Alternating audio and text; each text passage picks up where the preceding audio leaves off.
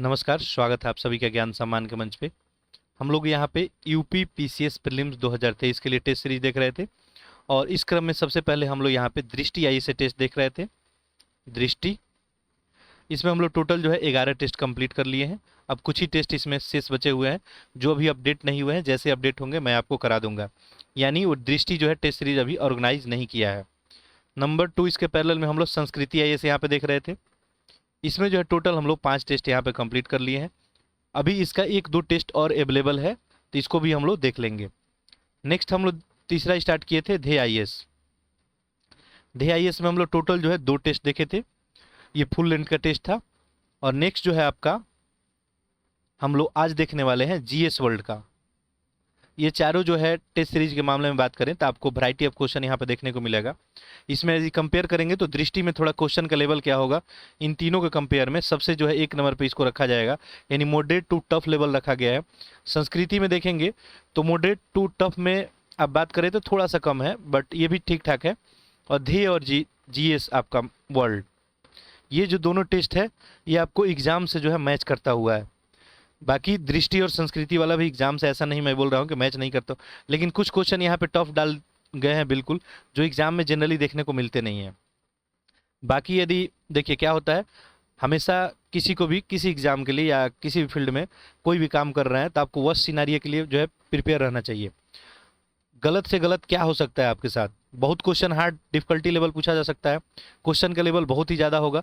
तो यदि हम सारे तरह का टेस्ट यदि पहले से देख चुके होंगे, number of variety of question कर चुके होंगे, तो हमें एग्जाम में तो कोई प्रॉब्लम नहीं होने वाला है।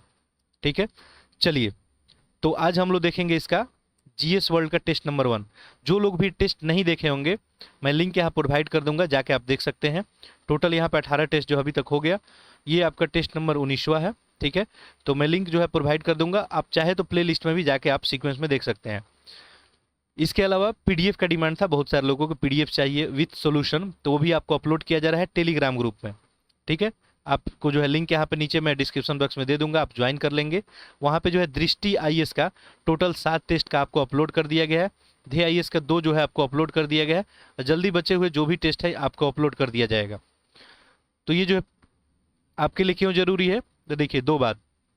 एक तो आप इसे रिवीजन कर सकते हैं, और देखिए रिवीजन यदि नहीं करते हैं, आप टेस्ट को केवल एक बार देखते हैं, एग्जाम में जाने से पहले एक बार और इसको रिवीजन नहीं करते हैं, तो आप बहुत सारा फैक्ट जो है मिस कर जाते हैं और आप याद करके नहीं जाएंगे। अब वही फैक्ट आपसे पूछा जाएगा तो आप दिक्कत में पड़ जाएंगे। तो यदि आप दे रहे हैं तो 100% अपना दे, एक बार रिवीजन जरूर कर लेंगे। उसका 2 तरीका है, या तो आप वीडियो को जो है ये 2 के स्पीड में आप क्या करें, जो भी आप लोग टेस्ट सीरीज देख चुके हैं वीडियो को 2 के स्पीड में करके और उसको जो है फास्ट में देख सकते हैं। पैरेलली में यदि पॉसिबल हो तो आप लोग जो है उसका प्रिंट आउट निकलवा के भी आप टेस्ट पेपर एक आध लगा सकते हैं। यदि पॉसिबल नहीं है तो कोई परेशान होने की जरूरत नहीं है, आप पीडीएफ देख के भी टेस्ट सीरीज लगा सकते हैं, बाकी वो प्रैक्टिस का माध्यम है। तो चलिए, इसके पैरेलल में यहाँ पे दूसरा जो है करंट अफेयर कराया जा रहा है, यूपी स्पेशल करंट अफेयर। ये जो है आपको मई महीना से लेकर मार्च तक कराया जाएगा, जिसमें मई और आपको जून कंप्लीट हो गया है। ये जो है काफ़ी छोटे छोटे लेंथ के आपको वीडियो है, तो मिनिमम आपको टाइम में मैक्सिमम आउटपुट यहाँ पे मिलेगा। यहाँ पे आपको एमसीक्यू भी कराया जा रहा है और इस सब का पीडीएफ आपको टेलीग्राम में आपको मिलेगा। ठीक है, तो या आप मंथली जो है करंट अफेयर का आप पीडीएफ चाहते हैं या एमसीक्यू का, तो टेलीग्राम में आप ज्वाइन कर लेंगे, वहाँ पे मिल जाएगा। इसके अलावा यदि आपका कोई भी डिमांड है, कोई डिमांडिंग टॉपिक है, तो मैं एक दिन पूछा था तो बहुत सारे लोग का आंसर आया था कि जीएस वर्ल्ड जीएस वर्ल्ड, तो मैं ऑब्जर्व किया था सारे लोगों कमेंट को, और इसी को ध्यान में रखते हुए आज यहाँ जीएस वर्ल्ड का आपको पहला टेस्ट कराया जा रहा है। बाकी टेस्ट ये बढ़िया है, इसमें जो है कोई लेकिन नहीं है, टेस्ट अच्छा है आपका। तो आप जो है ये देखिए, टेस्ट कौन सा अच्छा होता है, जो भी आपके एग्जाम के पैटर्न को मैच करता है, तो बिल्कुल ये मैच करता है, तो अच्छा टेस्ट है, बिल्कुल ध्यान से इसको देंगे। साथ साथ जो भी पढ़ने वाले बच्चे हैं उनको जो है लेक्चर जरूर शेयर करेंगे, जो भी पढ़ने वाले बच्चे हैं, क्योंकि इस चैनल पे आप सभी के लिए भी बहुत सारा चीज़ होने वाला है। अभी तो जस्ट हम लोग यहाँ पे यूपीपीसीएस जो है ओरिएंटेड काम कर रहे हैं, आगे चल के अभी कुछ ही दिनों में सब्जेक्ट वाइज आपको वीडियो मिलेगा। साथ साथ जो है आपको टेक या नॉन टेक संबंधित जो भी सब्जेक्टें होती है, आपको एक सीक्वेंस वाइज में आपको यहाँ पे लेक्चर मिलेगा। यदि आप डिमांड करेंगे तो यहाँ पे आपको ऑनलाइन भी क्लास लिया जाएगा, तो बिल्कुल परेशान नहीं होना है आप सभी को।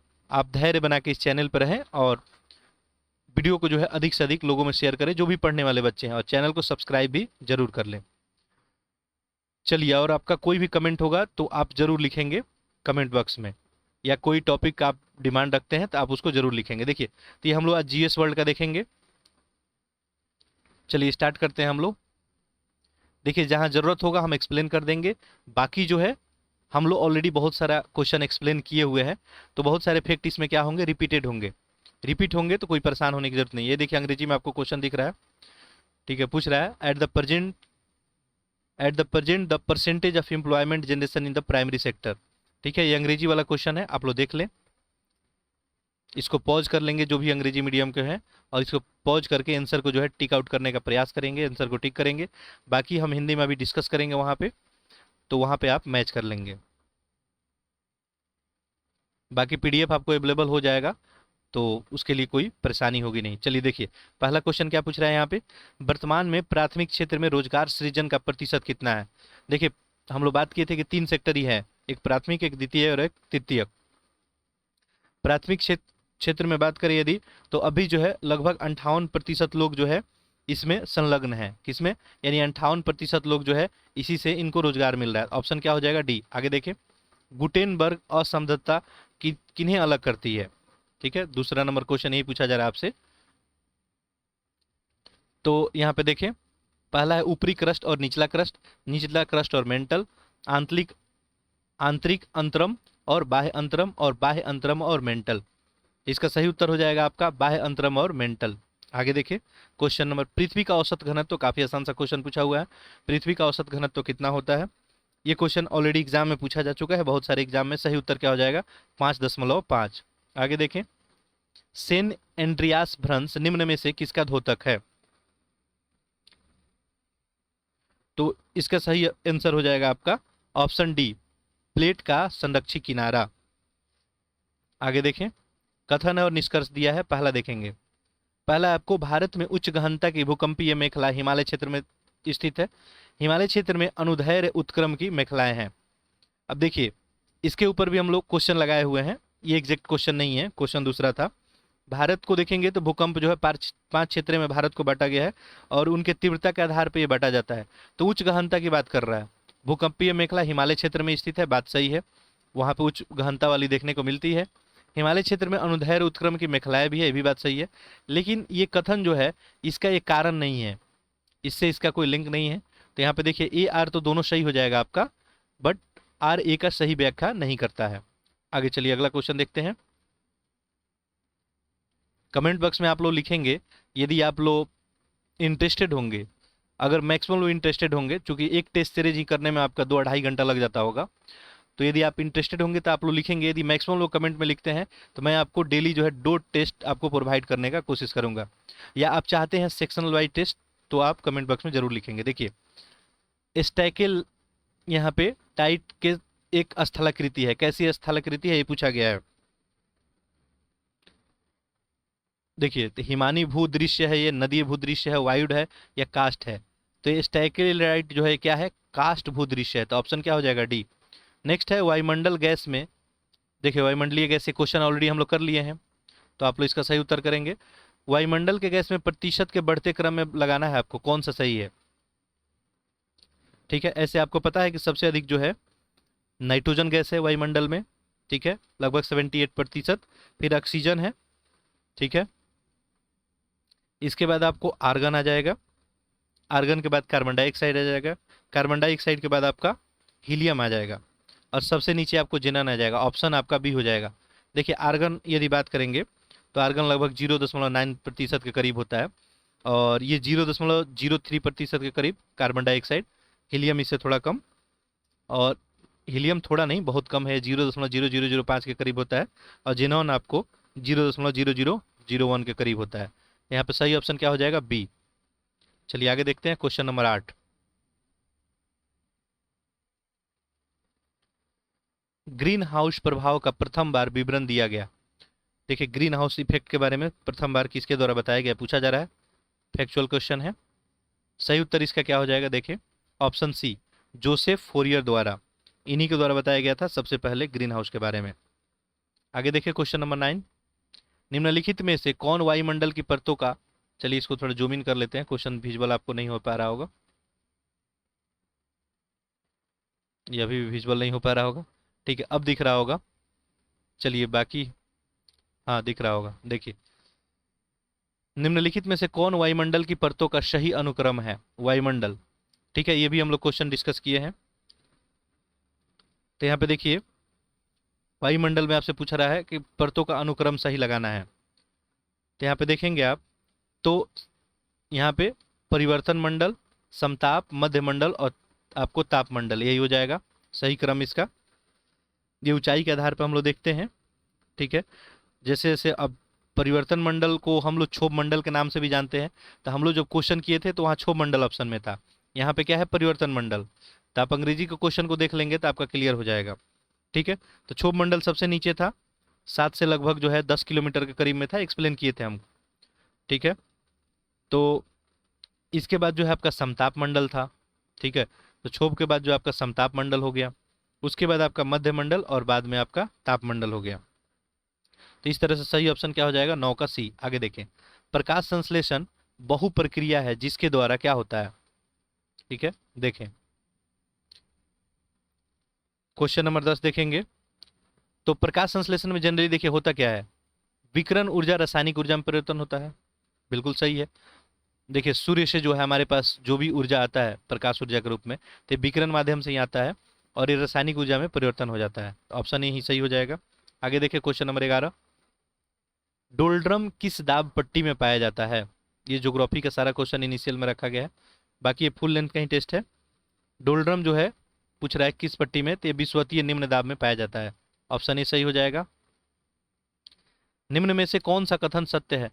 नहीं है। अच्छा पैरेलल में मैं बता चुका हूं पहले भी आपको, आप लोग आंसर जरूर करेंगे। मैं थोड़ा सा यदि वेट कर रहा हूं, आप लोग आंसर जरूर करेंगे, साथ साथ मैच करते रहेंगे। तो निम्न में से कौन सा कथन सत्य नहीं है, आपसे यही पूछा जा रहा है। देखिए सबसे पहला लिखा है महाद्वीपीय मग्न तट, महाद्वीपीय महाद्वीप का डूबा हुआ विस्तार है, बात सही है। महाद्वीपीय मग्न तट ग्रेनाइट से निर्मित है। महाद्वीपीय मग्न तट महाद्वीपीय का एक भाग है। सबसे अधिक विस्तृत महाद्वीपीय मग्न तट अटलांटिक महासागर में स्थित है, ठीक है। चूंकि गलत यहाँ पे बताना है, सबसे अधिक विस्तृत महाद्वीपीय जो है अटलांटिक महासागर में नहीं है, बल्कि क्या है, आर्टिक महासागर में है, आर्टिक में है। तो यही क्या हो गया, गलत हो गया, ठीक है। ये देखिए क्वेश्चन नंबर आपका 12 था, देख लीजिए यहाँ पे यही था, बताना था। देखिए स्टेटमेंट कौन सा, the continental shelf is a submerge extension of the continent, the continental shelf is made of ground, the continental shelf is a part of the continent, और the widest continental shelf is a fixed in, यहाँ पे Atlantic दिया था, ठीक है। तो यही आपका गलत हो गया था, ऑप्शन डी हो जाएगा। चलिए क्वेश्चन नंबर 13 देखते हैं। अंग्रेजी मीडियम वाले जो भी हैं इस वीडियो को पॉज करके और यहाँ पे आप क्वेश्चन को आंसर को कर सकते हैं। चलिए बाकी आप लोग पीडीएफ जो है देख के और इसका रिवीजन कर लेंगे।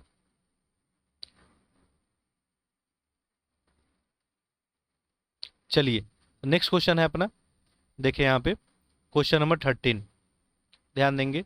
नदी का नाम है और मुहाने पर जलाशय का नाम है, ऐसे ऐसे क्वेश्चन जनरली पूछे जाते हैं आपके एग्जाम में। देखिए सबसे पहले यहाँ पे क्या दिया है, नदी का नाम। अच्छा थोड़ा सा जूम इन करना पड़ेगा, ऑप्शन आपको दिख नहीं रहा होगा, देखिए अब दिख रहा होगा, एक तरफ नदी और एक तरफ मुहाने का नाम। अच्छा क्वेश्चन है, सबसे पहले है ओरिनिके, ओरिनिके, ठीक है, ये आपको अटलांटिक महासागर हो जाएगा, ठीक है। तो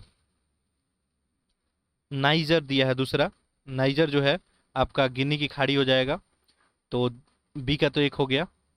अच्छा बोलगा दिया है आपको, बोलगा कैस्पियन सागर हो जाएगा, 4 हो गया।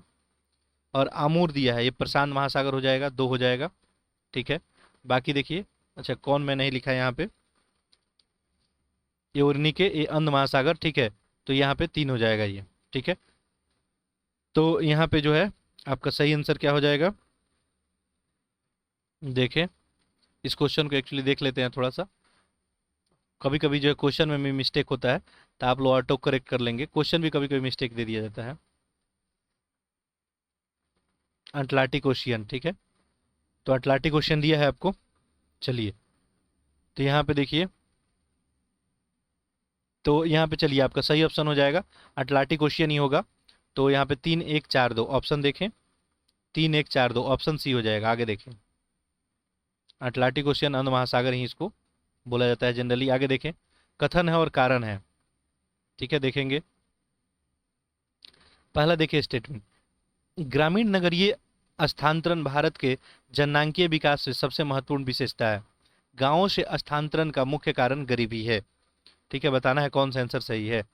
देखिए, पहला तो लिखा है कि ग्रामीण नगरीय जो है, गांव से जो नगर की ओर जनसंख्या का यदि हस्तांतरण होता है तो जननांकीय विकास का सबसे जो है महत्वपूर्ण विशेषता है, बात सही है।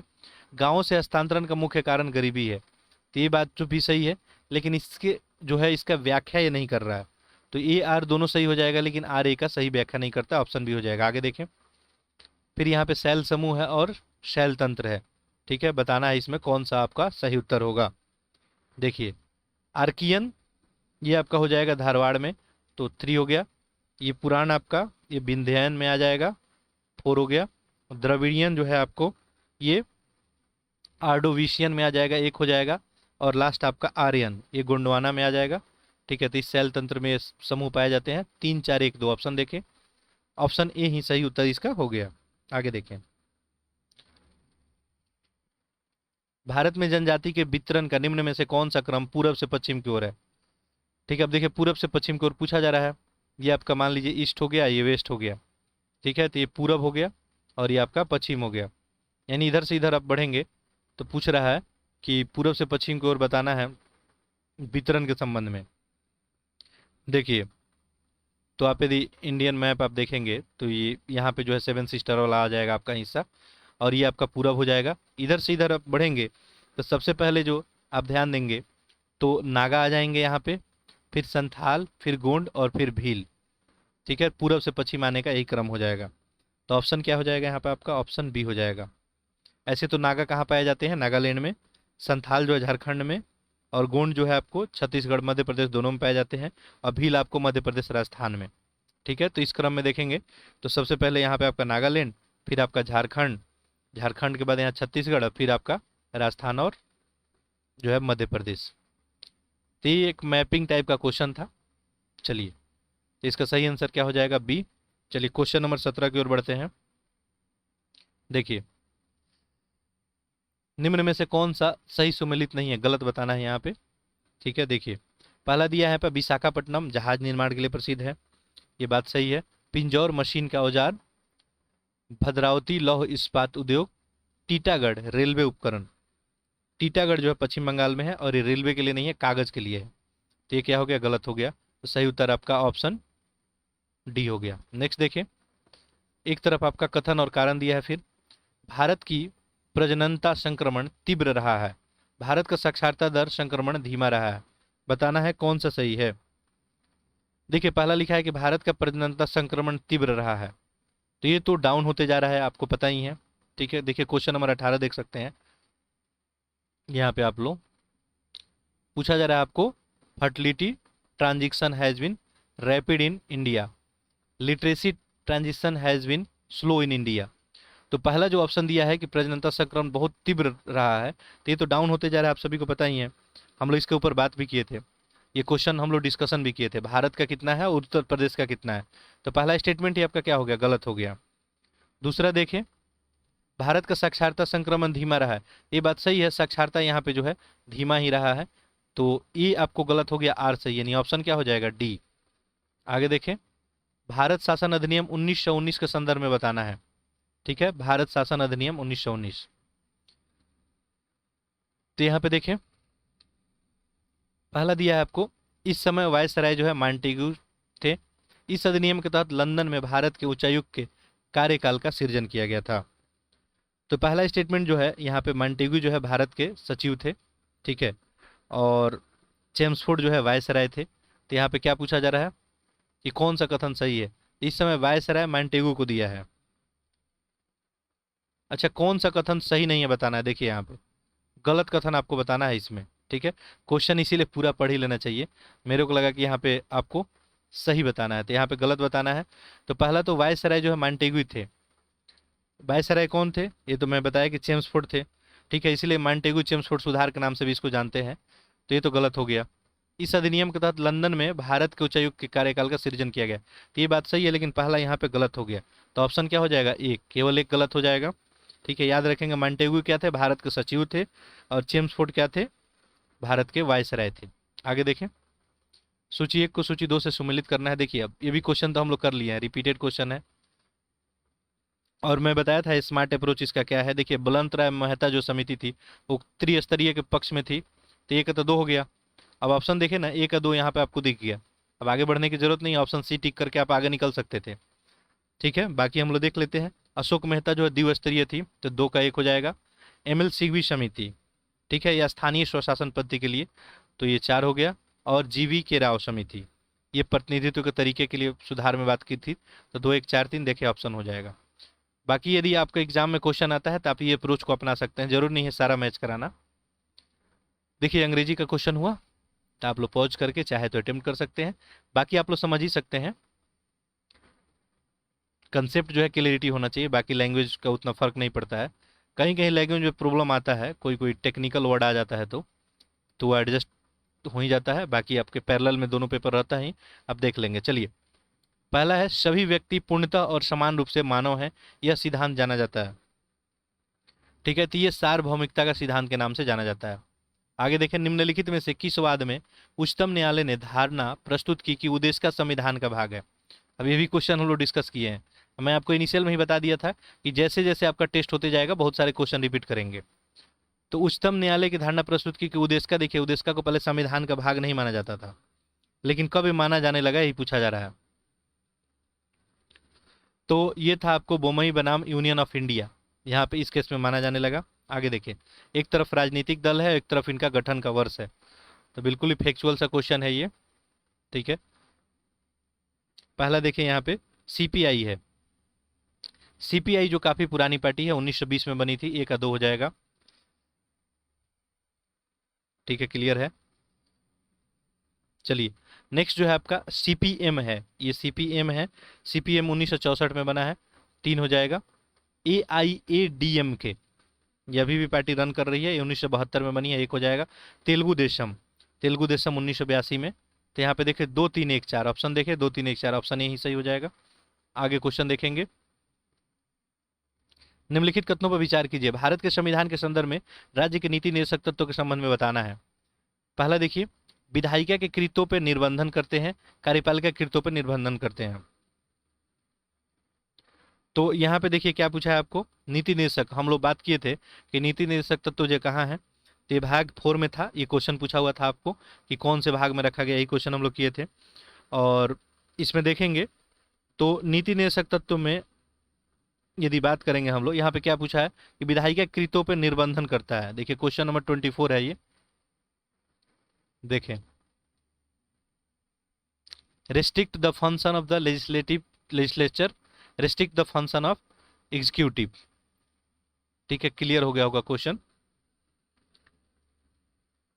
तो नीति निषेधक तत्व जो है संविधान के किसी भी भाग पर निर्बंधन नहीं करता है, ये बात क्लियर रखिएगा। तो यहाँ पे जो है विधायिका कृत्यों पर निर्बंधन, तो ये भी गलत हो गया। कार्यपालिका के, तो ये भी आपको गलत ही हो गया। ठीक है, ये आपको राज्यों के लिए होता है और ये बाध्यकारी नहीं होता है। ठीक है, तो यहाँ पे जो है ऑप्शन क्या हो जाएगा आपका, डी। आगे देखें, ये विषय है, ये अनुच्छेद है, बताना है कौन सा विषय कौन अनुच्छेद में रखा गया है। संसद का गठन, ठीक है। तो अच्छा, यहाँ पे क्या आपको आंसर पूछा है देख लेते हैं हम लोग 25 में। अच्छा ठीक है, ये आपको मैच करना है। कभी कभी पूछ देता है कौन सा पेयर गलत है, तो बिल्कुल क्वेश्चन को पूरा ध्यान से पढ़ेंगे फिर आंसर करेंगे। संसद का गठन जो है आर्टिकल 79, तो 1 का 1 हो जाएगा। राज्यसभा की संरचना के बारे में बात आर्टिकल 80 में की गई है, और लोकसभा की संरचना की बात जो है आपको आर्टिकल 81 में की गई है, ये भी सही है। और संसद का सत्र, शतरासन और विघटन की बात जो है 85 में।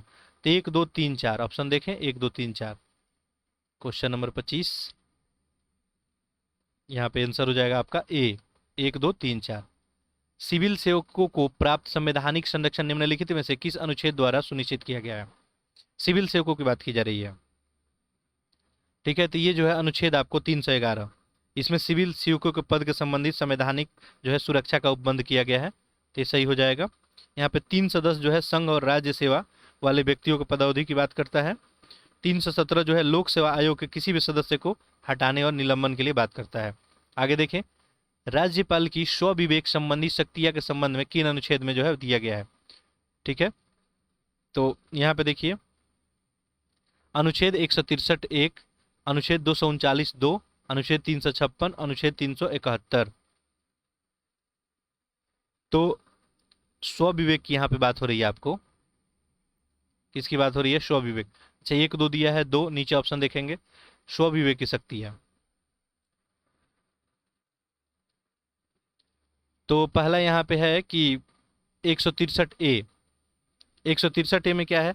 स्वविवेक पर जो भी आधारित कार्य हैं विषय में राज्यपाल मंत्रिपरिषद के सलाह मानने के लिए इसमें बाध्य नहीं होते हैं।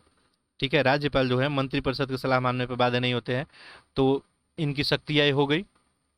और इसके अलावा जो यहाँ पे देखेंगे तो यहाँ पे देखिए ऑप्शन एक तो सही हो जाएगा।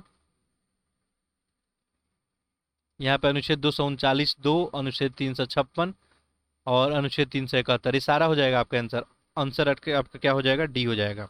आगे देखिए, अंतरिक्ष यान जो चक्कर लगा रहा है के संबंध में, अच्छा हम बात किए थे पहले ही, आर्टिकल जो है 356 360 के ऊपर हम लोग बात कर लिए हैं, 352 356 और 360। ठीक है, चलिए, तो 352 जो है राष्ट्रीय के लिए, राज्य में जो है राष्ट्रपति के लिए, शासन के लिए होता है, और 360 जो है वित्तीय आपात के लिए होता है। आगे देखें, अंतरिक्ष यान जो चक्कर लगा रहा है से एक सेव छोड़ा जाए तो क्या होगा? कोई अंतरिक्ष यान है, मान लीजिए ये आपका पृथ्वी हो गई, कोई अंतरिक्ष यान इसका मान लीजिए चक्कर लगा रहा है, तो एक सेव जो है छोड़ दिया जाए तो क्या होगा, यही पूछा जा रहा है। अब जैसे ही आप देखिए ग्रेविटी से बाहर जाइएगा तो जो भी पदार्थ आप कहीं भी छोड़िएगा तो उसी गति से जो है अंतरिक्ष यान की गति से ही गतिवान हो जाएगा। यानी ये मान लीजिए आपका पृथ्वी हो गया, ठीक है, ये मान लीजिए कोई यान है, इसमें जो है कोई एक सेव टपका दीजिएगा तो ये इसके साथ साथ ही क्या करेगा, इसका चक्कर लगाएगा। चूंकि यहाँ पे ग्रेविटी का इफेक्ट नहीं होता है, ग्रेविटी का इफेक्ट होता तब ये गिर जाता पृथ्वी पे। ठीक है, चलिए, तो यहाँ पे क्या हो जाएगा ऑप्शन आपका? ऑप्शन बी हो जाएगा। निम्न में से कौन जो है सुमेलित है? सुमेलित क्रम में है, बताना है। देखिए यहाँ पे पहला रेडियम, रेडियम जो है मैडम क्यूरी के द्वारा, तो 2 हो जाएगा। पेंसिलिन का खोज किसके द्वारा किया गया है? तो ये आपको अलेक्जेंडर फ्लेमिंग के द्वारा, 1 हो जाएगा। एक्सरे का खोज जो है रॉन्टजन के द्वारा, तो यहाँ पे क्या हो जाएगा? 4। और चेचक, तो चेचक जो है जेनर के द्वारा, तो यहाँ पे क्या हो जाएगा? 3। 2 1 4 3 ऑप्शन देखें, ऑप्शन ए ही आपका सही उत्तर होगा। क्वेश्चन नंबर 30 देखेंगे। ठीक है, आप लोग पॉज कर लें और क्वेश्चन को देखें एक बार। बाकी क्या है, मैं दोनों में बाइलिंगुअल यहाँ पे डिस्कस कर देता, बट समय आपका काफ़ी लग जाएगा और आप समझ सकते हैं कि टाइम का थोड़ा आपके लिए इम्पोर्टेंस है, मेरे लिए भी है। देखिए यहाँ पे नेक्स्ट क्वेश्चन है, क्वेश्चन नंबर 30। क्या पूछा है? प्रकाश तरंगे के वायु से कांच में जाने पे जो वेरिएबल प्रभावित होता है वो क्या होता है? देखिए प्रकाश तरंग कहाँ से जा रही है, ये मान लीजिए एयर है, और एयर से कांच में जा रही है, तो क्या जो प्रभावित होगा यही पूछा जा रहा है आपसे। तो वायु से जो है कांच में जाने पे अगर बात करेंगे तो प्रकाश की आवृत्ति वही रहती है, ये बात ध्यान रखेंगे। प्रकाश कभी भी एक माध्यम से दूसरे माध्यम में जाता है तो उसकी आवृत्ति सेम रहती है। चेंज क्या होता है? उसका तरंग दैर्ध्य और वेग। तो तरंग दैर्ध्य और वेग क्या होता है? इसका चेंज हो जाता है। तो ऑप्शन क्या हो जाएगा? डी। अगला देखें, निम्नलिखित कथनों पर विचार करना। यदि फ्रीजर पे बर्फ इकट्ठी होती है तो रेफ्रिजरेटर में शीतलन बुरी तरह प्रभावित हो जाता है। बर्फ एक दुर्बल चालक है, बताना है कौन सा सही है। ठीक है, बहुत ही ये पूछा हुआ क्वेश्चन है, अभी तक बहुत बार पूछा गया है। देखिए आपका फ्रीजर होता है, ऊपर यदि मान लीजिए बर्फ इकट्ठा हो जाता है यहाँ पे, तो रेफ्रिजरेटर का जो शीतलन होता है, ठंडा करना, वो बुरी तरह प्रभावित हो जाता है। बिल्कुल ये बात सही है। अब बर्फ क्या है? दुर्बल चालक है। ठीक है, तो दुर्बल चालक है। फ्रीजर आपका, आपको पता ही है कि कहाँ लगाया जाता है फ्रीजर, फ्रिज में। तो ये दोनों ही सही है, कथन कारण दोनों सही है। ऑप्शन ही आपका सही उत्तर हो जाएगा। आगे देखिए, क्वेश्चन नंबर 32 देखते हैं हम लोग। तापमान के वृद्धि के साथ ग्लिसरीन की सायंता बढ़ जाती है। तापमान के वृद्धि अणुओं की गतिज ऊर्जा बढ़ा देते हैं, बताना है कौन सा सही होगा। देखिए पहला क्या दिया? तापमान की वृद्धि के साथ सायंता बढ़ जाती है। तो तापमान की यदि बात करें, टेम्परेचर की बात करें, तो इन्वर्सली प्रोपोर्शनल होता है सायंता के। ठीक है, तो टेम्परेचर यदि आप बढ़ाएंगे तो सायंता क्या होगा? कम होगा। ठीक है, तो पहला स्टेटमेंट ही क्या हो गया आपका, गलत हो गया। तापमान की वृद्धि से अणुओं की गतिज ऊर्जा बढ़ जाती है। ठीक है, तो तापमान बढ़ाइएगा तो अणुओं की गतिज ऊर्जा बढ़ जाती है, ये बात सही है।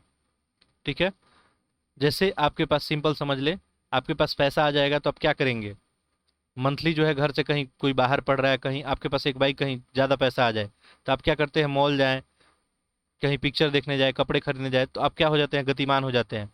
वैसे ही तापमान मिलने से जो है अणुओं की गतिज भी क्या हो जाती है, ऊर्जा बढ़ जाती है। ठीक है, तो ये बात सही है। लेकिन तापमान बढ़ने से श्यानता उसकी बढ़ नहीं जाती है, कम हो जाती है। तो यहाँ पे केवल आर सही है और ए गलत है, तो देखें ए गलत आर सही। तो ऑप्शन क्या हो जाएगा, ऑप्शन आपका डी हो जाएगा। आगे देखें, दो उत्तरोधर श्रृंग अथवा दो उत्तरोधर गर्त के बीच की दूरी को क्या कहते हैं, पूछा हुआ क्वेश्चन है ये प्रीवियस ईयर में। देखिए क्या बोलते हैं इसको, हम तरंग दैर्ध्य बोलते हैं। आगे देखिए, क्रेमेटोग्राफी की टेक्निक का प्रयोग होता है। पूछ रहा है कि क्रेमेटोग्राफी टेक्निक का जो है प्रयोग होता है, किसके लिए होता है। आसान सा क्वेश्चन है। देखिए बहुत सारा क्वेश्चन तो इसमें रिपीटेड ही पूछा हुआ है, तो आप लोग आंसर कर रहे होंगे। इसका सही आंसर क्या हो जाएगा, एक मिश्रण के पदार्थों को अलग करने में। कोई मान लीजिए मिक्सचर है और उसमें पदार्थों को क्या करना है, अलग अलग करना है, तो इसके लिए क्रोमोटोग्राफी टेक्निक यूज करते हैं। पारद धातु क्या होता है पूछा जा रहा है, तो पारद धातु क्या होता है, ये मिश्र धातु होते हैं पारद धातु। ऑप्शन क्या हो जाएगा, सी हो जाएगा। आगे देखिए क्वेश्चन नंबर 36 देखते हैं। निम्नलिखित में से किसने लोहा को एक जनतांत्रिक धातु कहा है। ठीक है, लोहा को जो है, देखिए क्वेश्चन नंबर 36 पूछा है कि who among the flowing has called iron democratic metal. ठीक है, किसके द्वारा कहा गया है स्टेटमेंट, ये पूछा जा रहा है। तो ये कहा गया आपको वी गार्डन चाइल्ड के द्वारा। ऑप्शन ए सही उत्तर हो जाएगा। आगे देखिए क्वेश्चन नंबर 37, प्राचीन भारत के युद्ध गणराज्य के सिक्के को सर्वप्रथम किसने सहारनपुर के निकट वेहट से प्राप्त किया था। तो ये जो किसके द्वारा प्राप्त किया गया था पूछा जा रहा है। तो ये जो प्राप्त किया गया कैप्टन काटले के द्वारा। आगे देखें, जूनागढ़ अभिलेख के बारे में बताना है, सौराष्ट्र प्रांत के गवर्नर राज्यपाल के संबंध में कौन सा सही है। देखिए पहला यहाँ पे दिया है पुष्यगुप्त, वैश्य, यवन, तुषासप, सुविशाख, पहलव और पर्णदत्त। देख ले क्वेश्चन नंबर एक बार 38। कभी कभी क्या होता है, प्रिंटिंग वगैरह भी मिस्टेक हो जाता है। ठीक है, खैर ये क्वेश्चन जो है सही है।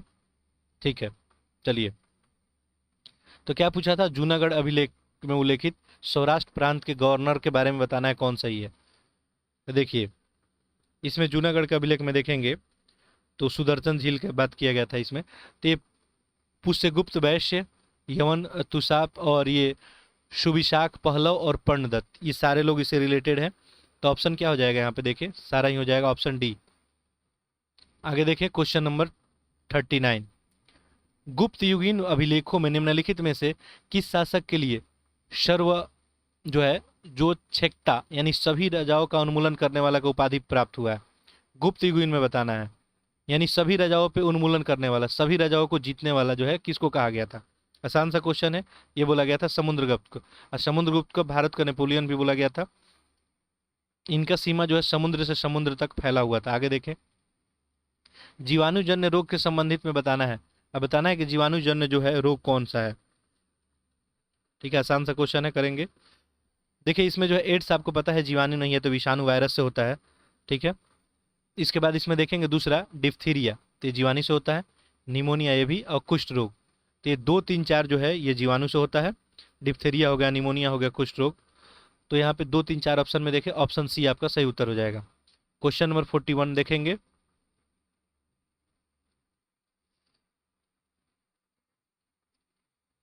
ठीक है, तो आप लोग जो है क्वेश्चन को पॉज करके और यहाँ पे क्वेश्चन को सॉल्व करने का प्रयास करेंगे, जो भी अंग्रेजी मीडियम वाले हैं। चलिए अगला क्वेश्चन है, आपको ध्यान देंगे।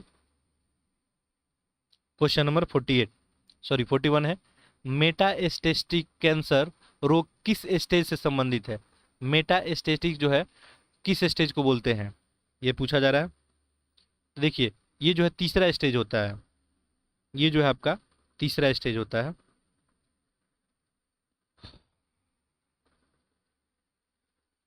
अच्छा यहाँ पे क्या पूछा है, एक सेकंड हमको क्वेश्चन देख लेने दीजिए। क्वेश्चन नंबर 41, इंक्रीज इन 40 कितना था, 40 हम लोग देख रहे थे। हाँ, cancer disease consider following statement, the disease occur in those organ which cell have ability to divide, it is, अच्छा नहीं नहीं, ऊपर वाला था मेटास्टिक, ठीक है।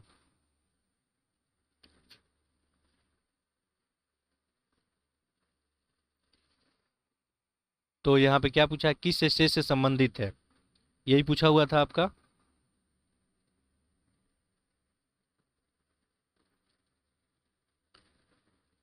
चलिए, तो यहाँ पे सही उत्तर आपका हो गया है। आगे देखते हैं, कैंसर रोग के संबंध में बताना है। अच्छा, मेरे को कंफ्यूजन हो गया था कि थोड़ा ये कैंसर रोग वाला क्वेश्चन जो है ऊपर दिया था, तो मैं सोच रहा था ये क्वेश्चन ऊपर दिया है। देखिए, कैंसर रोग के संदर्भ में बताना है कौन सा आपको सही है, ठीक है। देखिए, पहला स्टेटमेंट देखेंगे, यह रोग उन सभी अंगों को हो सकता है जिनकी कोशिकाएं विभाजन की क्षमता रखती है। बिल्कुल बात सही है। कैंसर रोग में क्या होता है, सेल डिवाइड होना शुरू हो जाता है, और वो एकदम डिवाइड होना रहता है, अनियंत्रित डिवाइड, ठीक है। 1 से 2 हुआ, 2 से 4 हुआ, फिर 4 से 16, ऐसे करके। ये बात सही है। यह एक प्रकार का संगठित उत्तक वृद्धि बीमारी है, ठीक है। तो ये संगठित उत्तक बीमारी नहीं है आपका, तो यहाँ पे ऑप्शन क्या हो जाएगा, ये तो घातक बीमारी है, आप सभी को बताई है, ऑप्शन ए हो जाएगा यहाँ पे। अगला देखें, क्वेश्चन नंबर देखते हैं। नेक्स्ट आपका 43, आर्द्रता के बढ़ने पे वायु में ध्वनि का वेग बढ़ जाता है, क्योंकि आर्द्रता के बढ़ने के साथ क्या बढ़ता है। देखिए, ह्यूमिडिटी की बात हो रही है, ह्यूमिडिटी बढ़ता है, तो चूंकि आपको पता है कि वायु में घनत्व की क्या हो जाती है, आर्द्रता बढ़ेगा तो घनत्व क्या हो जाएगा, कमी हो जाएगा। तो कमी होगा तो इससे क्या हो जाएगा, वायु में ध्वनि का वेग बढ़ जाएगा। आप सभी को पता है कि ध्वनि का वेग सबसे अधिक किस में होता है, ठोस में, ठीक है। इससे कम किस में होता है, द्रव में, और इससे कम गैस में। अब देखिए, वायु में जब आर्द्रता बढ़ेगा, इसका मतलब जैसे एयर है आपका, आर्द्रता बढ़ेगा तो इसमें एयर पार्टिकल जो है, वाटर का पार्टिकल बढ़ जाएगा इसमें। तो वाटर का पार्टिकल बढ़ गया, यदि मान लीजिए पहले से अधिक हो गया, तो लिक्विड हो गया, इस रीजन में लिक्विड ज़्यादा हो गया, तो यानी द्रव इसमें ज़्यादा हो गया, तो द्रव ज़्यादा होगा तो स्पीड पहले से बढ़ ही जाएगा, क्योंकि पहले गैसियस माध्यम था और गैसियस से ठोस में जाने पे क्या होता है, स्पीड बढ़ता है, ठीक है।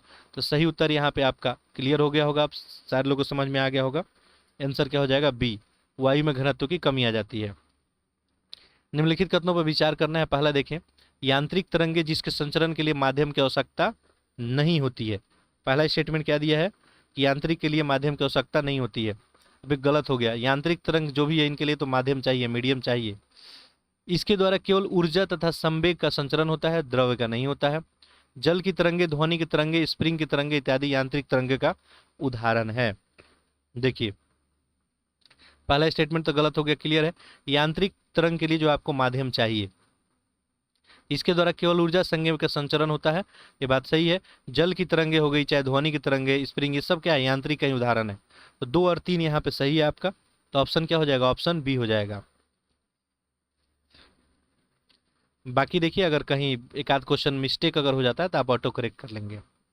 देखिए, कैफीन जो कि एक मनोस्फूर्तिदायक या मस्तिष्क को प्रभावित करने वाला उत्तेजक औषधि है, मुख्य स्रोत निम्न में से किस में पाया जाता है। कैफीन आपको पता ही है, जब आपको नींद आ रहा है और आप कैफीन ले ले थोड़ा सा, तो फिर स्टेज आपका बदल जाता है, पूछा जा रहा है। तो इसका सही ऑप्शन क्या हो जाएगा, कली फली और चाय की पत्ती, इसी में आपको कैफीन पाया जाता है। तो ऑप्शन आपका सी हो जाएगा। ऑप्शन क्या हो जाएगा, सी। आगे देखिए, क्वेश्चन नंबर 46 देखते हैं। आयोडीन का स्रोत निम्नलिखित में से कौन सा है। आसान सा क्वेश्चन पूछा हुआ है, आयोडीन का स्रोत बताएं। तो देखिए, समुद्री घास, डेयरी उत्पाद, विशेष रूप से दुग्ध, समुद्री घास और सी फूड। अब सारा में ही आयोडीन पाया जाता है, तो यहाँ पे क्या हो जाएगा, उपयुक्त सभी। हेपेटाइटिस बी से प्रभावित होने वाला अंग निम्न में से कौन है। हेपेटाइटिस बी से प्रभावित होने वाला क्या है, लीवर है आपका, यकृत है। आगे देखें, क्वेश्चन नंबर 48, निम्नलिखित कथनों पर विचार करना है। पहला देखिए, काला अजार रोग लिस्मैनिया नामक प्रोटोजोआ परजीवी के कारण होता है। इस रोग का वाहक बालू मक्खी होता है। बताना है इसमें से आपको कौन सही है। देखिए, काला अजार जो है, ये रोग जो दिया है आपको, ये लिस्मैनिसिस रोग जो है प्रोटोजोआ परजीवी के कारण होता है, बात सही है। और इस रोग का जो है बालू मक्खी है, तो ये भी सही है, दोनों ही सही है। ऑप्शन क्या हो जाएगा यहाँ पर, सी हो जाएगा। आगे देखें, अगला है आपको प्लाज्मोडियम, जो कि मलेरिया रोग का कारण है, किस प्रकार का जंतु होता है प्लाज्मोडियम। ठीक है, तो आसान सा क्वेश्चन पूछा गया, प्लाज्मोडियम कैसा जो है आपको जंतु होता है। तो देखिए लाल जो है रुधिर, लाल जो आपको रुधिराणुओं को क्या करता है, यकृत कोशिका को अंतःपरजीवी। ठीक है, तो यहाँ पे पूछ रहा है कि किस प्रकार का जंतु है, तो आपका सही उत्तर क्या हो जाएगा, डी। ये प्लाज्मोडियम जो है लाल जो है रुधिराणुओं तथा यकृत कोशिका का अंतःपरजीवी जंतु होता है। ठीक है, अंतःपरजीवी जंतु होता है, यहाँ पे जंतु होता है लिख देना चाहिए, ऑप्शन डी हो जाएगा। ट्रिप्सिन नामक एंजाइम का स्राव निम्नलिखित में से किसके, आसान सा क्वेश्चन है, बहुत बार पूछा गया। ट्रिप्सिन नामक एंजाइम जो है किसके द्वारा स्रावित होता है। ठीक है, तो ये किसके, अग्नाशय आपको पेनक्रियाज के द्वारा। आगे देखिए, निम्नलिखित में से कौन सा एंजाइम प्रोटीन के पाचन में सहायक होता है, प्रोटीन पचाने में कौन सहायक होता है। तो देखिए प्रोटीन को पचाने के लिए पेप्सिन भी सहायक होता है, ट्रिप्सिन और काइमेट्रिसिन। तो यहाँ पे क्या हो जाएगा, ऑप्शन आपका डी हो जाएगा।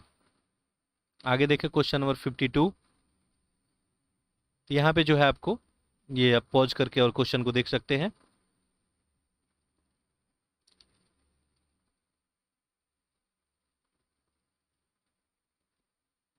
ओके चलिए आगे बढ़ते हैं। 53 देखिए, निम्नलिखित को सुमेलित करना है, आसान सा क्वेश्चन है, हम लोग ऑलरेडी क्वेश्चन कर चुके हैं।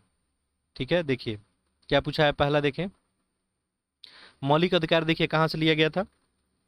ठीक है, तो मौलिक अधिकार तो हम लोग आपको अमेरिका से लिए थे, तो यहाँ पे ए का तो दो हो गया, ए का दो ऑप्शन में देखे। अच्छा, अब जो है आपका ए बी तो कैंसिल हो गया, सी और डी में कुछ होगा। नीति निषेधक तो आयरलैंड से लिया गया था, तो बी का एक हो गया। अब देखिए बी का एक यहाँ पे दिख गया, तो अपना आंसर यहीं से हम लोग करके निकल सकते थे। ठीक है, आपातकाल जर्मनी से और कैबिनेट की व्यवस्था आपको ब्रिटेन से। उच्च न्यायालय है, उच्च न्यायालय क्या है पूछा जा रहा है।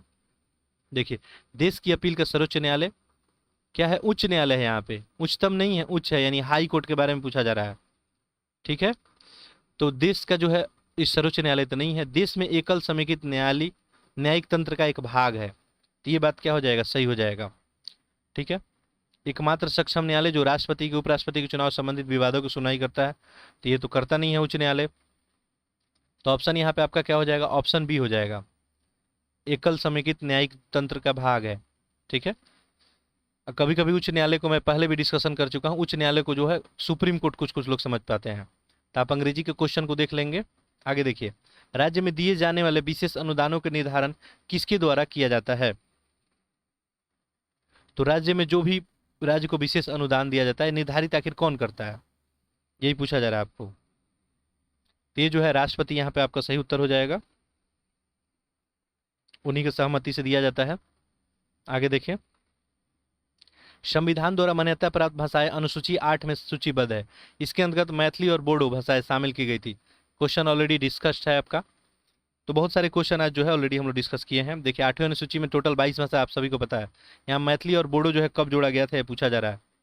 ठीक है, मैथिली और बोडो, तो मैथिली, संथाली, डोंगरी और बोडो ये सब 2004 में जोड़े गए थे, तो ऑप्शन क्या हो जाएगा आपका, सी हो जाएगा।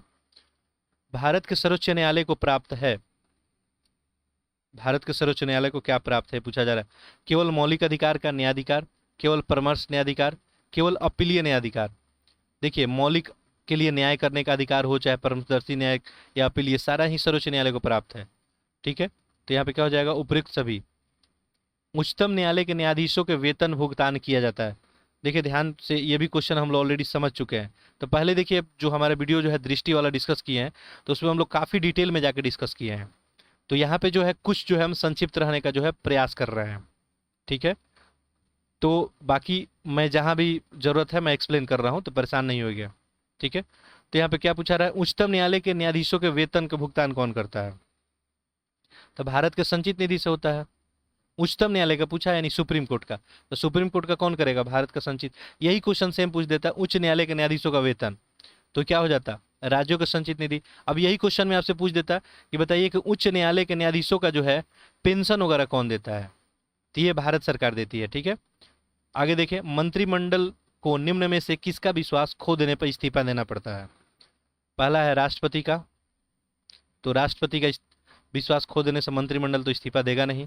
प्रधानमंत्री, लोकसभा, तो बिल्कुल सही आंसर क्या है, लोकसभा। ठीक है, लोकसभा का जो है आपको विश्वास खो देने पर मंत्रिमंडल को जो है इस्तीफा देना पड़ेगा। आगे देखिए, भारत के संविधान के किस अनुसूची में विभिन्न राज्यों में अनुसूचित क्षेत्रों के प्रशासन और नियंत्रण के लिए विशेष उपबंध है? तो ये जो है कहाँ बात किया गया आपको? 5वीं अनुसूची में। ठीक है, अनुसूचित जाति और जनजाति के लिए प्रशासन का उल्लेख। ठीक है, क्वेश्चन नंबर 60 देखेंगे।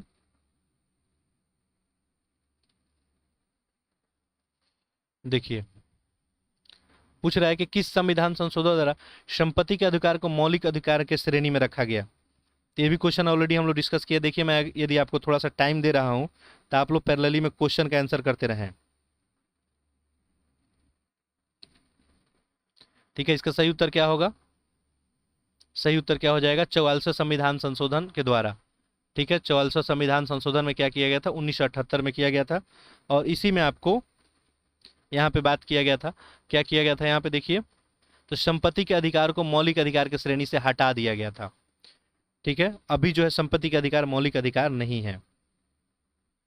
और फिर ये कहाँ रख दिया गया? तो ये आर्टिकल 300A में रख दिया गया, ये भी बात याद रखेंगे। आगे देखिए, निम्न में से किस अनुच्छेद में मुख्यमंत्री के कर्तव्यों का वर्णन है? किस अनुच्छेद में वर्णन किया गया है? तो यहाँ पे ऑप्शन देखिए, 163 है, 164, 166 और 167। तीन मुख्यमंत्री के कर्तव्यों का बात हो रहा है। कर्तव्यों का बात इनका किया गया है आर्टिकल आपको 100 यहाँ पे 67 में मुख्यमंत्री के कर्तव्यों का वर्णन किया गया है। 163 में देखेंगे तो राज्यपाल की सहायता और सलाह का बात किया गया है। तो यहाँ पे ऑप्शन डी हो जाएगा। आगे देखें, भारत में राज्य विधानसभा के चुनाव किसके द्वारा आयोजित किया जाता है? किसका पूछा रहा है? राज्य विधानसभा का। ये किसके द्वारा आयोजित किया जाता है राज्य विधानसभा? राष्ट्रपति के द्वारा, भारत के चुनाव आयोग के द्वारा, राज्य के चुनाव आयोग के द्वारा या राज्यपाल के द्वारा? हम लोग चुनाव आयोग के बारे में पूरे डिटेल में देखे थे, आर्टिकल 324 में इसके बारे में लिखा गया है। ठीक है, सही उत्तर क्या हो जाएगा आपका? भारत के चुनाव आयोग द्वारा राज्यों के विधानसभा में चुनाव कराया जाता है। अगर पंचायत निकाय का चुनाव होगा तब ये राज्य का चुनाव आयोग इसको कराएगा। आगे देखिए, किस संविधान संशोधन ने लोकसभा के संविधान के किसी भी भाग को संशोधित करने का पुष्टि किया है? देखिए, तो यहाँ पे क्या लिखा है? किस संविधान संशोधन में लोकसभा के संविधान के किसी भी भाग को संशोधित करने का। अभी हम लोग जो है इसके ऊपर भी बात किए थे, कौन था? 24वां संविधान संशोधन। आगे देखें, क्वेश्चन नंबर 64 है, संविधान का कौन सा भाग राज्य को देश में पंचायती राज संस्थाओं की स्थापना करने का निर्देश देता है? यानी संविधान का कौन सा भाग है जो पंचायती राज्य संस्था स्थापन करने का निर्देश देता है, ये पूछा जा रहा है। ये कौन है? राज्य का नीति निर्देशक तत्व है, इसी में ऐसा बात किया गया है आपको। अनुच्छेद 40 में जाएंगे तो पंचायतों के गठन की बात की गई है, भाग 4 में यदि अब जाएंगे तो। आगे देखिए, क्वेश्चन नंबर 65 देखते हैं। ये आपका अंग्रेजी का क्वेश्चन रहा, पॉज कर लेंगे और आंसर करने का प्रयास करेंगे। चलिए, ओके, आगे बढ़ते हैं। देखिए, क्वेश्चन नंबर आपका है 65। देखिए क्या पूछा जा रहा है, उत्तर प्रदेश मातृभूमि योजना के संबंध में सही बताना है, कौन सा है? उत्तर प्रदेश विशेष करंट अफेयर पूछा जाता है आपसे। तो पहला यहाँ पे ध्यान देंगे, ग्रामीण बुनियादी ढांचों के विकास से संबंधित है ये मातृभूमि योजना। ठीक है, बात ये सही है।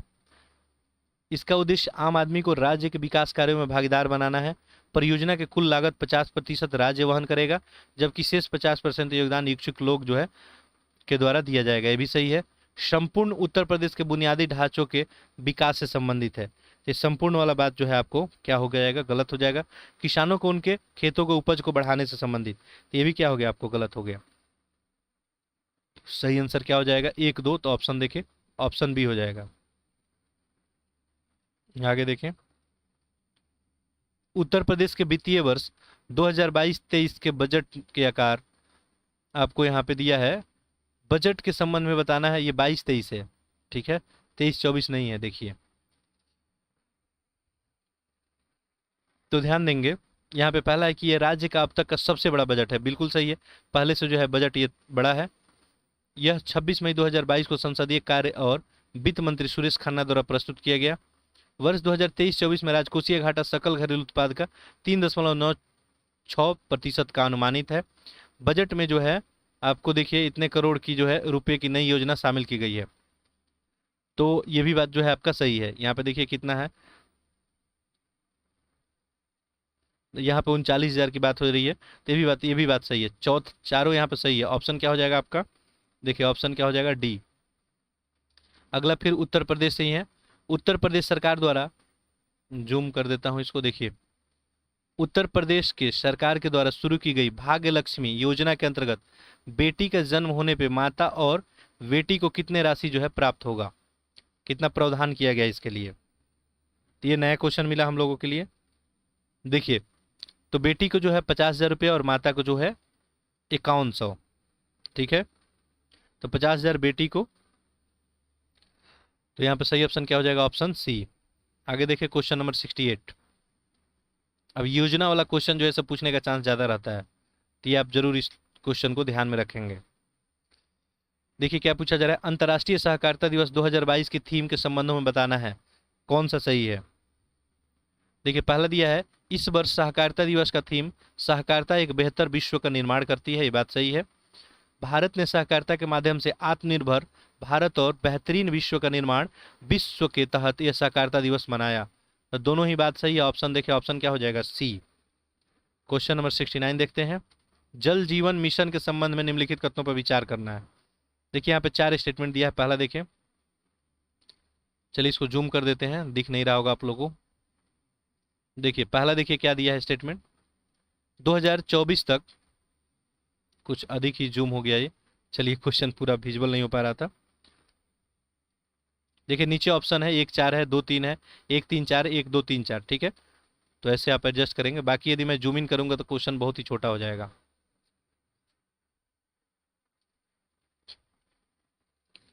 ठीक है, देखिए पहला क्या लिखा है जल जीवन मिशन के बारे में, कि 2024 तक कार्यात्मक घरेलू नल कनेक्शन के माध्यम से प्रत्येक ग्रामीण परिवार को प्रति व्यक्ति प्रतिदिन 55 लीटर जो है पानी आपूर्ति का लक्ष्य रखा गया है। तो ये बात जो है आपको सही है। ठीक है, इस मिशन के लिए नोडल मंत्रालय आवास और शहरी मंत्रालय है। तो ये जो है स्टेटमेंट क्या हो गया आपका, ये जो है जल शक्ति मंत्रालय के अंतर्गत आता है, तो ये तो गलत हो गया। नेक्स्ट देखिए, केंद्र और राज्य के बीच फंड शेयरिंग पैटर्न जो है हिमालय और उत्तरी पूर्वी राज्यों में 100% और अन्य राज्यों में 50-50 है, तो ये गलत हो गया। आप अगर देखेंगे तो हिमालय और उत्तरी पूर्वी में जो है यहाँ पे 90-10 रेशियो और 50-50 का बात किया गया, तो 90 और 10 का बात किया गया, 100% नहीं है। ठीक है, 90 और 10, तो ये गलत हो गया और ये भी गलत हो गया। 2020 में ग्रामीण क्षेत्रों में 100% FHTC सफलतापूर्वक प्रदान करके गोवा देश का पहला हर घर जल वाला राज्य, तो ये स्टेटमेंट सही है। तो 1 और 4 देखिए दोनों सही है, तो ऑप्शन क्या हो जाएगा आपका? ऑप्शन ए हो जाएगा।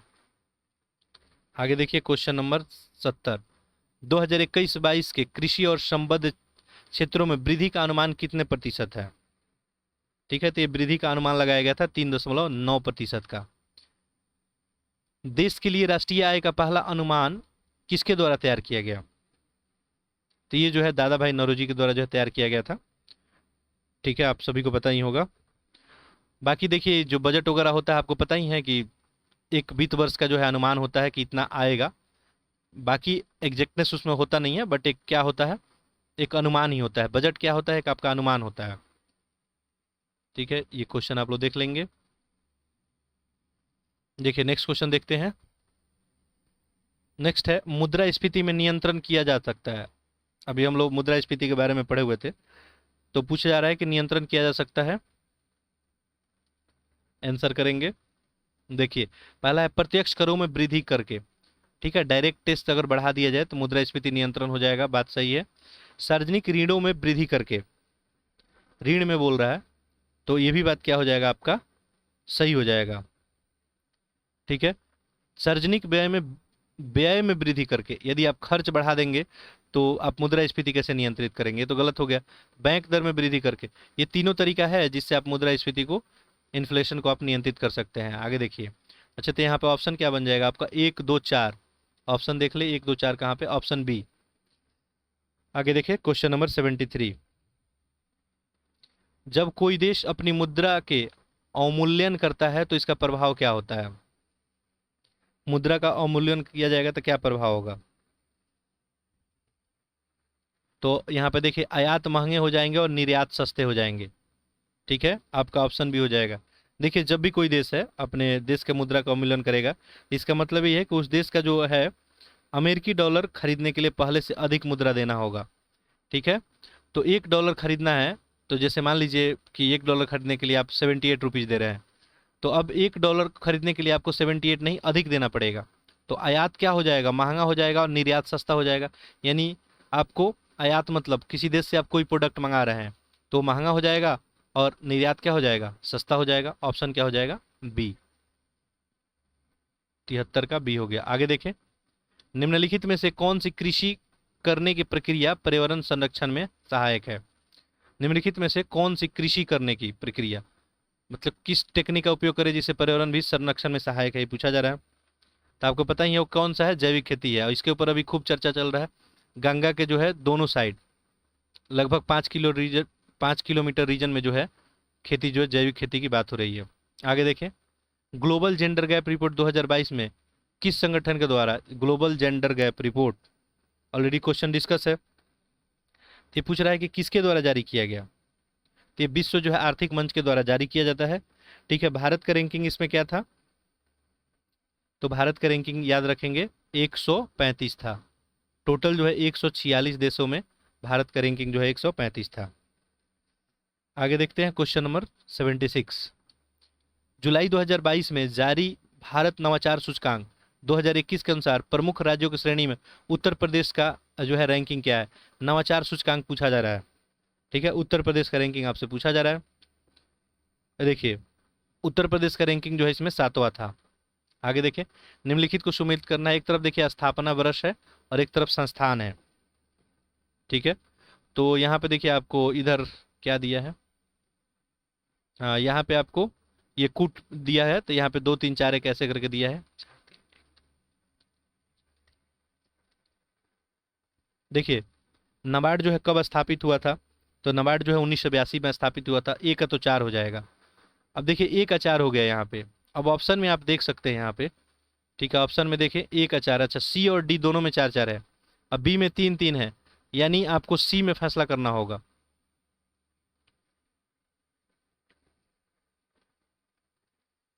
तो सेबी जो है देखेंगे, अच्छा यहाँ पे नाबार्ड तो हम लोग सही कर लिए थे, यहाँ पे क्या था 4 3, हाँ 4 3 था। सी में देखना था, नहीं तो ये सी डी तो हम लोग एलिमिनेट नहीं कर पाएंगे।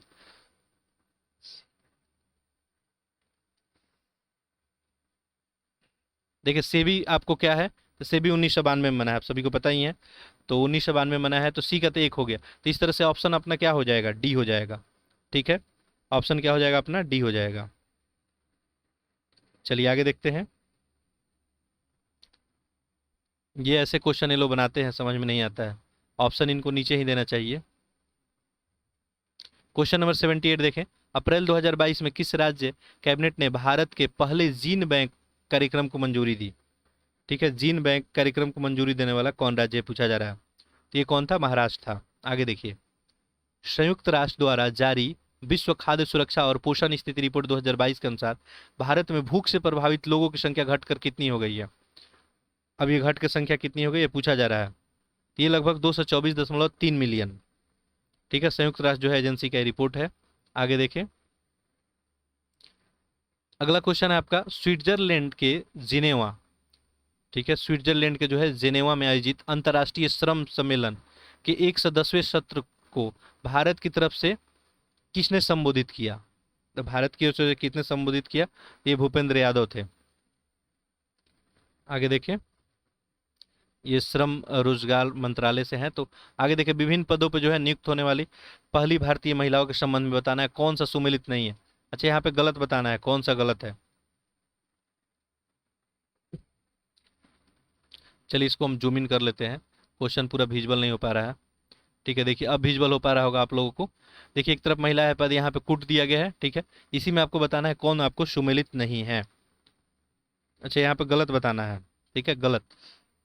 तो पहला यहाँ पे देखेंगे, तो पहला क्या दिया हुआ आपको, शांति श्री पंडित, जेएनयू की पहली महिला वाइस चांसलर। तो ये शांति श्री पंडित जो है जेएनयू की पहली महिला वाइस चांसलर बनी, ये बिल्कुल बात सही है।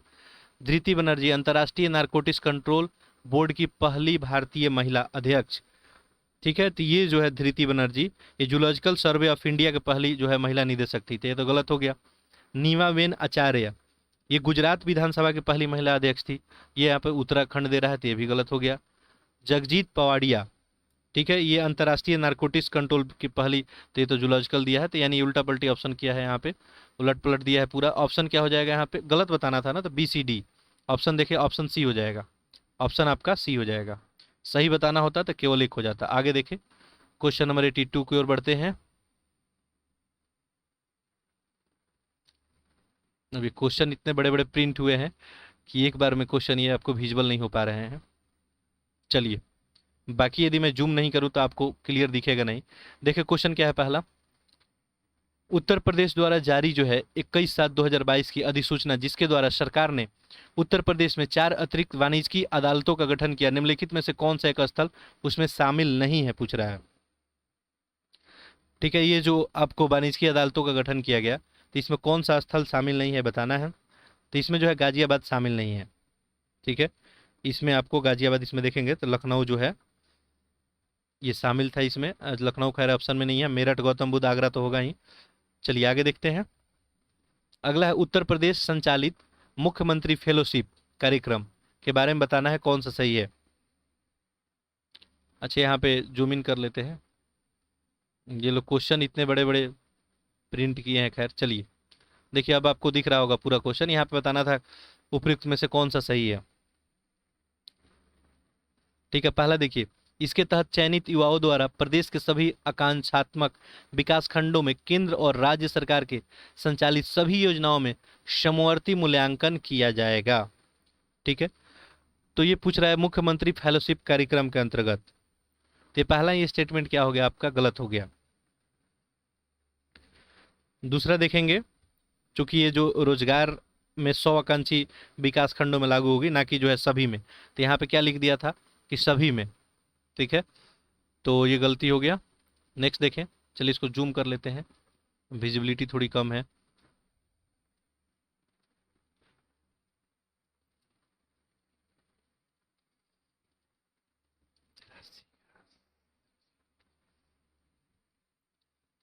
देखिए, नेक्स्ट आपको दिख रहा होगा अभी, मुख्यमंत्री की सीधी निगरानी वाले इस कार्यक्रम में नियुक्त होने वाले युवा रिसर्चर को पारिश्रमिक के रूप में 30,000 रुपये प्रति माह के दर से भुगतान किया जाएगा, सही है।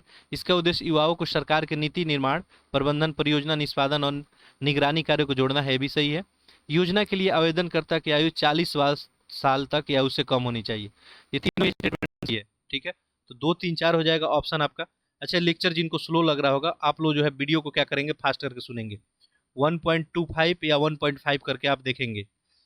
ठीक है, चलिए, उत्तर प्रदेश नियंत्रक बोर्ड द्वारा जुलाई 2022 में जारी रिपोर्ट के अनुसार राज्य में सबसे प्रदूषित नदी कौन है। तो राज्य की सबसे प्रदूषित नदी ये पूछा जा रहा है आपको कौन है, ये कौन है, काली नदी। आगे देखें, उत्तर प्रदेश मुख्यमंत्री बाल सेवा योजना के अंतर्गत बच्चों को आर्थिक सहायता के रूप में कितनी राशि प्रदान की जाएगी। बाल सेवा योजना के तहत पूछा जा रहा है, कितनी राशि जो है प्रदान की जाएगी, तो ये आपको दी जाएगी कितनी, 2500 रुपये। आगे देखें,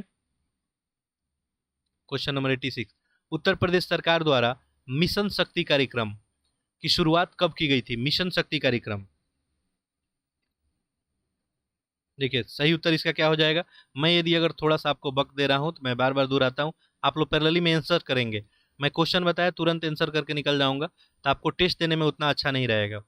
टेस्ट देना आपका जो है समय का यूटिलाइजेशन तभी अच्छा हो सकता है जब पैरेलली आप अटेम्प्ट करें क्वेश्चन को। ठीक है, ये तरीका आप आजमाएंगे तो सही रहेगा। तो यहाँ पे देखिए, पूछा जा रहा था मिशन शक्ति कार्यक्रम की जो है शुरुआत कब की गई थी, तो इसकी शुरुआत 2020 में तो की गई थी, लेकिन यहाँ पे जुलाई, अगस्त, सितंबर, अक्टूबर है, तो ये अक्टूबर 2020 में की गई थी। आगे देखें, उत्तर प्रदेश जनसंख्या नीति 2021 से 30 के अंतर्गत राज्य सरकार ने 2030 तक जीवन प्रत्याशा लक्ष्य जो है कितना रखा है, जीवन प्रत्याशा, तो ये जो है 69 साल का जो है रखा गया है। आगे देखें, भारत सरकार के केंद्रीय मत्स्य पालन, पशुपालन और डेयरी मंत्री पुरुषोत्तम रूपाला ने उत्तर प्रदेश राज्य में कहां से रिवर रैंचिंग यदि नदी जो है नदी पशुपालन कार्यक्रम का शुभारंभ किया है। तो ये कहाँ किया गया, ब्रिज घाट मुक्तेश्वर, ब्रिज घाटगढ़ मुक्तेश्वर, तो ये आपका ऑप्शन ए सही हो जाएगा। आगे देखें, उज्बेकिस्तान में संपन्न शंघाई सहयोग संगठन शिखर सम्मेलन 2022 में भारत के किस शहर के एससीओ की ओर से वर्ष 2022-23 के लिए पहली सांस्कृतिक पर्यटक राजधानी घोषित की गई है? ये क्वेश्चन जो है कितना बार रिपीट किया है, ठीक है। ये पूछा जा रहा है कि आपको यहाँ पे जो एससीओ है, शंघाई कॉरपोरेशन है, भारत के किस शहर को 2022 के लिए पहली सांस्कृतिक और पर्यटक राजधानी जो है घोषित की है? आंसर करेंगे इसका। तो 2022-23 के लिए आप सभी को पता ही है, ठीक है। किसको घोषित किया गया? वाराणसी को। चलिए आगे बढ़ते हैं। एक क्वेश्चन ऑलरेडी हम लोग देख चुके थे। केंद्रीय सांस्कृतिक मंत्रालय ने हाल ही में उत्तर प्रदेश के किस शहर में भारतीय विरासत संस्थान स्थापित करने का निर्णय लिया है? भारतीय विरासत संस्थान जो है स्थापित करने का निर्णय कहाँ लिया गया है? नोएडा में। आगे देखें क्वेश्चन नंबर 91,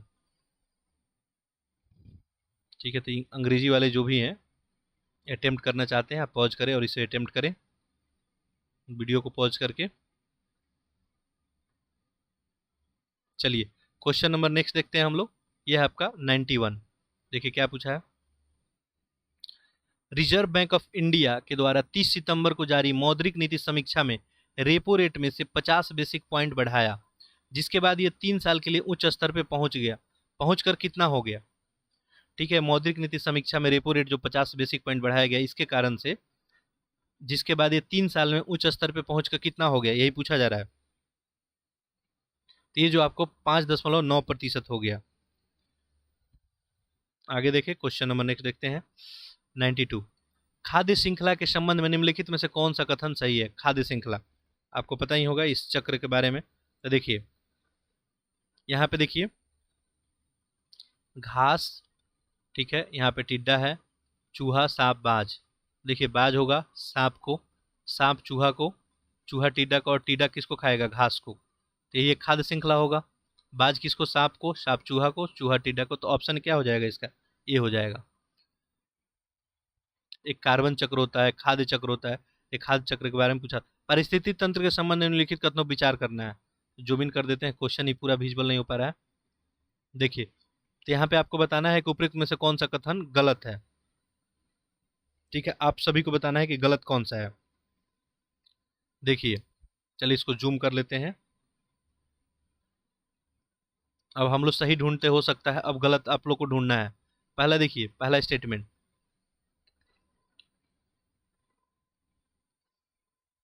चलिए पहला है यहाँ पे, एक रूप से दूसरे रूप में ऊर्जा का स्थानांतरण होने पे ऊर्जा का हमेशा क्षय होता है। ये बात सही है। जब भी ऊर्जा क्या होता है, मान लीजिए मैकेनिकल से इलेक्ट्रिकल में कन्वर्ट हो रहा है, या इलेक्ट्रिकल से मैकेनिकल में किसी फॉर्म से, तो यहाँ पे ऊर्जा का क्षय होता है। तो बात सही है, गलत यहाँ पे नहीं है। खाद्य श्रृंखला में जैसे ही हम ऊपर की ओर बढ़ते हैं तो प्रत्येक स्तर पर लगभग 10% बायोमास की हानि होती है, यही दिया है आपको।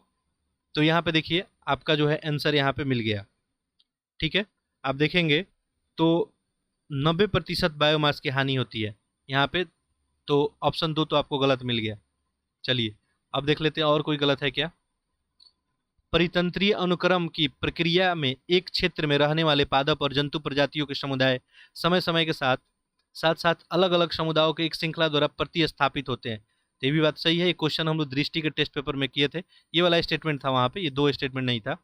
परितंत्रीय निकेत में वह सभी भौतिक, रासायनिक और जैव दशाएं शामिल होती है जो कि प्राकृतिक वास में रहने वाले के लिए जरूरी है। तो ये दोनों ही सही है, 3, 4 भी सही है। तो ऑप्शन केवल 2 गलत हो जाएगा यहाँ पे। ऑप्शन क्या हो जाएगा आपका? बी। आगे देखें क्वेश्चन नंबर 94 है। आपको क्या पूछा गया है? कचरा पदार्थ के वियोजन की प्रक्रिया में निम्नलिखित में से कौन से तत्व एवं यौगिक निर्मित होंगे? ठीक है, कचरा पदार्थ के वियोजन से पूछा जा रहा है। बताइए कौन से तत्व यौगिक बनेंगे। यहाँ पे आपको ऑप्शन दिया गया है 4। देखिए carbon dioxide, hydrogen sulphide, phosphorus. कचरा पदार्थ जब भी ये वियोजित होगा, मिलेगा एक दूसरे के साथ, तो कार्बन डाइऑक्साइड भी बनेगा, हाइड्रोजन सल्फाइड, फास्फोरस। तो यहाँ पे क्या हो जाएगा? ऑप्शन आपका डी हो जाएगा। आगे देखिए क्वेश्चन नंबर 95 देखते हैं। ये भी क्वेश्चन वैसे ही है, चलिए जूम इन करते हैं इसको भी। देखिए यहाँ पे आपको बताना है कौन सा गलत है। देखिए इसमें बताना है कौन सा गलत है। पहला देखें, पर्यावरण प्रभाव आकलन EIA के संबंध में बताना है आपको कौन सा गलत है। क्वेश्चन नंबर ये 95 है। ठीक है, देखें किसके बारे में पूछा जा रहा है, इन्वायरमेंटल इम्पैक्ट असेसमेंट। ठीक है, इन्वायरमेंटल इम्पैक्ट जो है असेसमेंट के बारे में पूछा जा रहा है कि बताइए कौन सा स्टेटमेंट आपको गलत है। चलिए आंसर करेंगे इसका। पहला है, अमेरिका दुनिया का पहला देश है जहां पर्यावरण प्रभाव आकलन की नीति को अनिवार्य रूप से अपनाया गया है। तो ये बात तो सही है। ठीक है, गलत नहीं है, गलत ढूंढना है यहाँ पे। दूसरा, पहली पर्यावरण प्रभाव आकलन अधिसूचना वर्ष 1972 में तत्कालिक पर्यावरण और वन मंत्रालय द्वारा प्रख्यापित की गई थी। तो ये जो है 1970 में की गई थी, ना कि 1972 में। गलत हो गया। अब गलत हो गया तो आंसर तो आपका मिल ही गया है। भारत में पर्यावरण प्रभाव आकलन संबंधित प्रक्रिया पर्यावरण संरक्षण अधिनियम 1986 के द्वारा वैधानिक रूप से समर्थित है। ये स्टेटमेंट सही है। पर्यावरण प्रभाव आकलन अधिसूचना 2020 का मसौदा वर्ष 2006 में अधिसूचना के स्थान लेगा। ये भी जो सही है, यहाँ पे केवल आपका क्या है, ऑप्शन बी गलत है। आगे देखिए,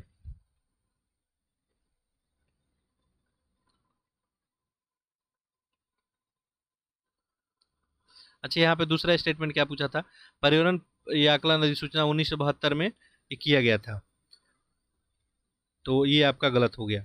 ठीक है, चलिए सही आंसर है हम लोग का ऑप्शन बी ही गलत होगा। आगे है, ये क्वेश्चन ही इतना बड़ा बड़ा छपा हुआ है। देखिए, परिस्थिति तंत्र मतलब इकोसिस्टम शब्द पहली बार किसके द्वारा जो है दिया गया था, इकोसिस्टम। ठीक है, इकोसिस्टम शब्द किसके द्वारा दिया गया था, तो ये टांसले के द्वारा दिया गया था। ठीक है, Tansley, AG Tansley, option A हो जाएगा। आगे देखिए 97 में है आपको 15वीं विश्व वानिकी कांग्रेस के संबंध में निम्नलिखित कथनों पर विचार करना है। ठीक है, बताना है इसमें कौन सा सही है। देखिए ऑप्शन दिख रहा होगा। अच्छा, नीचे ऑप्शन डी में है सब सही है। ठीक है, पहला स्टेटमेंट देखें, ये विश्व वानिकी कांग्रेस के संबंध में बताना है आपको। पहला देखें, इसका आयोजन FAO के तत्वाधान में 2022 में सियोल में किया गया था। ये बात सही है। इस वर्ष की थीम थी एक हरित, स्वस्थ और लचीले भविष्य का निर्माण। ये भी सही है। इसका आयोजन प्रत्येक 6 वर्ष में किया जाता है। तीनों स्टेटमेंट ही आपका सही है। क्या हो जाएगा ऑप्शन, यहाँ पे देखें, उपयुक्त सभी। ठीक है, ऑप्शन डी हो जाएगा, सब सही है। भारत वन स्थिति रिपोर्ट 2021 के संबंध में बताना है कौन सा सही नहीं है, गलत बताना है आपको। देखिए पहला क्या है, यहाँ पे क्वेश्चन देख लेते हैं। ये क्वेश्चन क्या पूछ रहा है, नीचे ऑप्शन कोई है क्या। ठीक है, चलिए उसी 4 में आपको बताना है गलत कौन कौन है। दिख रहा होगा आपको, भारत के वन स्थिति रिपोर्ट के बारे में। पहला देखिए, रिपोर्ट के अनुसार अरुणाचल प्रदेश के पक्के टाइगर रिजर्व में सबसे अधिक लगभग 97% वन आवरण है। तो बात सही है। वर्ष 2019 के आकलन की तुलना में देश में कुल वन और वृक्षों से भरे 2261 वर्ग किलोमीटर की बढ़ोतरी दर्ज की गई है। तो देखिए 2019 से तुलना करें 2021 का, 2 वर्षों में, तो 2261 वर्ग किलोमीटर वृद्धि दर्ज की गई है। बात सही है। मैंग्रोव क्षेत्र में वृद्धि दिखाने वाला शीर्ष 3 राज्यों में ओडिशा, महाराष्ट्र और फिर कर्नाटक। ये भी बात सही है। बनावरण में सबसे अधिक कमी मणिपुर में दर्ज की गई है। ठीक है, तो ये स्टेटमेंट क्या हो गया आपको, गलत हो गया। कह रहा है कि बनावरण में जो है सबसे जो है कमी कहाँ दर्ज की गई है, मणिपुर में। ठीक है, अच्छा पूछ देता कि मान लीजिए सबसे ज्यादा बनावरण में वृद्धि कहाँ दर्ज की गई है। ठीक है, तो वृद्धि अगर पूछता आपको तो आप याद रखेंगे आंध्र प्रदेश। ठीक है, आंध्र प्रदेश याद रखेंगे। कमी का पूछा जाएगा तो अरुणाचल प्रदेश याद रखेंगे। तो यहाँ पे क्या दिया था, मणिपुर। अच्छा, टॉप 3 भी लगाने को आ सकता है, तो एक बार ध्यान से सुन लेंगे। अगर बनावरण में सबसे अधिक कमी पूछा जाएगा तो अरुणाचल प्रदेश 1 पे होगा, उससे कम मणिपुर, फिर उससे कम मेघालय, फिर मिजोरम और फिर नागालैंड। ठीक है, चलिए तो यहाँ पे आपका सही उत्तर मिल गया होगा, क्योंकि गलत यहाँ पे पकड़ना था। तो क्या हो जाएगा आपका, ऑप्शन डी। तो यहाँ पे सही आपका हो जाएगा ऑप्शन डी। आगे देखते हैं क्वेश्चन नंबर 99 एक क्वेश्चन है, देख ले आप इसे। ठीक है, आप पॉज करके और इसको देखते रहें आप लोग और आंसर करते रहें। चलिए तो क्वेश्चन नंबर देखते हैं 99 पूछा है, विजुअल हो पा रहा होगा। ध्रुवों की अपेक्षा भूमध्य रेखा की समुद्री लवणता की मात्रा में कमी आती है, क्यों, ऐसा क्यों होता है। पहला, यहाँ वर्षा की मात्रा अधिक होती है ध्रुवों की अपेक्षा भूमध्य रेखा। ठीक है, ये क्या हो गया, भूमध्य रेखा, ये ध्रुव की बात हो गई, पोल हो गया आपका। तो कह रहा है कि ध्रुवों के रिस्पेक्ट में भूमध्य रेखा पे लवणता कम होती है, वजह क्या है बताइए। यहाँ वर्षा की मात्रा अधिक होती है। ठीक है, पहला दिया है। दूसरा, यहाँ बहने वाली नदियों की संख्या में अधिकता जिससे समुद्र में मिलने वाले मीठे पानी की मात्रा समुद्र में बढ़ जाती है। बताना है इसमें कौन सा सही है। वर्षा की मात्रा अधिक होती है ध्रुव की अपेक्षा भूमध्य रेखा पे, ठीक है, तो ये बात सही है। यहाँ पे तो खूब बारिश होता है, आपको पता है, तो ऑप्शन ए तो सही हो गया। बहने वाली नदियों की संख्या में अधिकता जिससे समुद्र में मिलने वाली मीठे पानी की मात्रा समुद्र में बढ़ जाती है, ये जो है आपका गलत है। तो ऑप्शन एक केवल सही हो जाएगा, तो ऑप्शन ए हो जाएगा। आगे देखिए, क्वेश्चन देखते हैं 100 नंबर। निम्नलिखित में से कौन सा पर्वत ब्लॉक पर्वत का उदाहरण नहीं है? ठीक है, कौन सा पर्वत ब्लॉक पर्वत का उदाहरण नहीं है पूछा गया है। देखिए, सियरा नेवादा ये तो उसी का उदाहरण है, यूएसए वाला। ब्लैक फॉरेस्ट ये भी है, सॉल्ट रेंज ये भी है, एनाकोडा रेंज यूएसए का, ये एनाकोडा रेंज जो यूएसए का है, ये मिश्रित या जटिल पर्वत का उदाहरण है, तो ये ब्लॉक का नहीं हो जाएगा। ऑप्शन क्या हो जाएगा यहाँ पे 4, तो ऑप्शन सी हो जाएगा। ठीक है, आगे देखें। अगला है आपको, बोथनिया की खाड़ी किन देशों के मध्य स्थित है? बोथनिया की खाड़ी, तो ये जो है आपको स्वीडन और फिनलैंड के बीच स्थित है। आगे देखें, विक्टोरिया झील किन देशों के सीमा बनाती है? ठीक है, ये मैपिंग वाला क्वेश्चन है आपका, विक्टोरिया झील। तो विक्टोरिया झील जो है आपको पता ही है कि अफ्रीकी महाद्वीप में स्थित है। पूछ रहा है कि ये जो है किन देशों में सीमा बनाती है। तो देखिए, युगांडा, तंजानिया, केनिया, ठीक है, ये तीनों में, ये रवांडा में जो है सीमा नहीं बनाती। ऑप्शन क्या हो जाएगा? 1, 2, 3, ऑप्शन बी हो जाएगा। ठीक है, ये झील जो है केनिया, तंजानिया और युगांडा देश में सीमा बनाती है। नेक्स्ट देखते हैं क्वेश्चन नंबर 103। सागरीय धाराओं की उत्पत्ति के कारकों पर विचार करना है, सागरीय धाराओं के बारे में। ठीक है, देखिए, तो यहाँ पे ध्यान देंगे, यहाँ पे देख ले पहले क्वेश्चन क्या आपको दिया गया है। उपयुक्त में से कौन सा कथन सत्य है बताना है। ये देखिए आपका ऑप्शन है, क्वेश्चन है उस पेज पे, ऑप्शन यहाँ पे है। ठीक है, तो 1, 2, 3 दिया है, 1, 2, 3, 4 ऐसे करके दिया है। ठीक है, तो चलिए देखते हैं इसको, हमको क्वेश्चन को।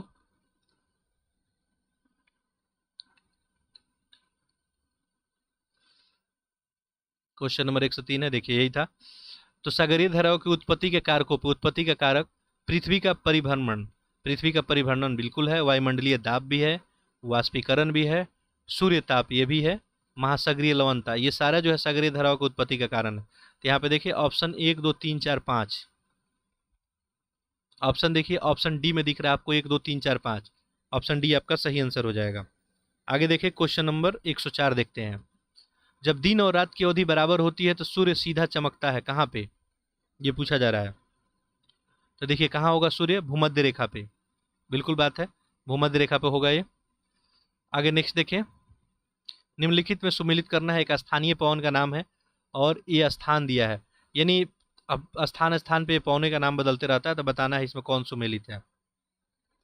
देखिए 22 जो है ये फ्रांस में बोला जाता है, तो ये का तो 4 हो जाएगा। ठीक है, लेवांटर, ठीक है, क्लियर है। ए का 4 देखिए ऑप्शन में है क्या? अच्छा, बी और सी में आपको दिख रहा है, तभी हम लोग क्लियर नहीं कर पाए हैं कि सही उत्तर क्या होगा। एक और मिल जाए तो लेवांटर जो है ये आपको स्पेन में। ठीक है, तो देखिए अब 4 और 3, हाँ 4 और 3 हमको बी में दिख गया, तो आपका सही उत्तर क्या हो जाएगा? बी हो जाएगा। बाकी देख ले, टेम्पोरल जो हो जाएगा अमेरिका में, और शिमुम जो हो जाएगा ईरान में हो जाएगा। 4, 3, 2, 1 हो जाएगा। आपका सही आंसर क्या हो जाएगा? 105 का बी। आगे देखिए, निम्नलिखित में स्थल रूप देश कौन है? लैंडलॉक जो है आपको कंट्री के बारे में पूछा जा रहा है, कौन सा है इसमें?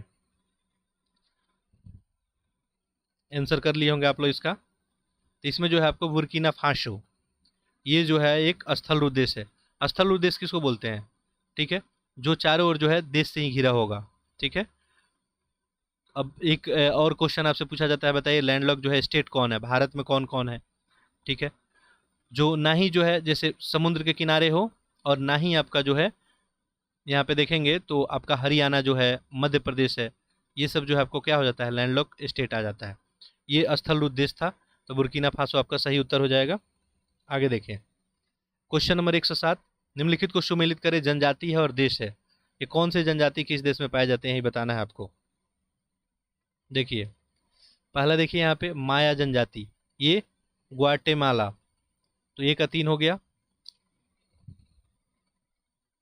ठीक है, यहाँ पे देखिए, हाँ क्वेश्चन नंबर ठीक है 107 ही है। तो 1 का 3 हो गया, 1 का 3 देखे ऑप्शन में, 1 का 3, अच्छा बी में और डी में अपने को दिख रहा है। ठीक है, ये जो है आपको बी में और डी में दिख रहा है। चलिए, तो बी और डी में, तो ये सी और ए तो कैंसिल हो गया। अब एक और यदि हो जाए, यूपिक। ठीक है, तो यूपिक जो है आपको ये पश्चिमी अलास्का में, तो 2 हो गया। तो देखिए 3-2 हो गया, तो अपना आंसर तो यहीं से आ गया। अपना जो आंसर क्या हो जाएगा, डी हो जाएगा यहाँ पे। ठीक है, बाकी देख लें। चुकची जो है ये जनजाति कहाँ पाई जाती है, तो साइबेरिया में। और बोअर ये जनजाति दक्षिणी अफ्रीका में। ठीक है, ऑप्शन डी हो जाएगा। आगे देखें, क्वेश्चन नंबर देखना है 108। तो जो भी अंग्रेजी मीडियम वाला है इसको देखें, पॉज करें और क्वेश्चन को जो है सॉल्व करने का प्रयत्न करें।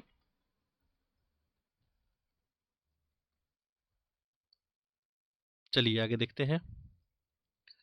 देखिए क्वेश्चन नंबर 160 में क्या पूछा गया है। पृथ्वी की आयु निर्धारण करने में निम्न में से कौन सी विधि का प्रयोग किया जाता है पृथ्वी का एज निकालने में। ठीक है, ये पूछा जा रहा है। यूरेनियम डेटिंग पद्धति, कार्बन डेटिंग। पृथ्वी के लिए देखिए जनरली हम लोग इस्तेमाल करते हैं यूरेनियम डेटिंग पद्धति, तो यहाँ पे ये ऑप्शन हो जाएगा। आगे देखें, उत्तर प्रदेश में निम्नलिखित में से कौन सा युग्म लोकसभा में अनुसूचित जाति हेतु सुरक्षित सीटों से संबंधित है। अनुसूचित जाति के लिए जो है यहाँ पे बात की जा रही है किसकी, एससी की। शेड्यूल कास्ट के लिए कौन सी सीटें आरक्षित है, आपको ये बताना है।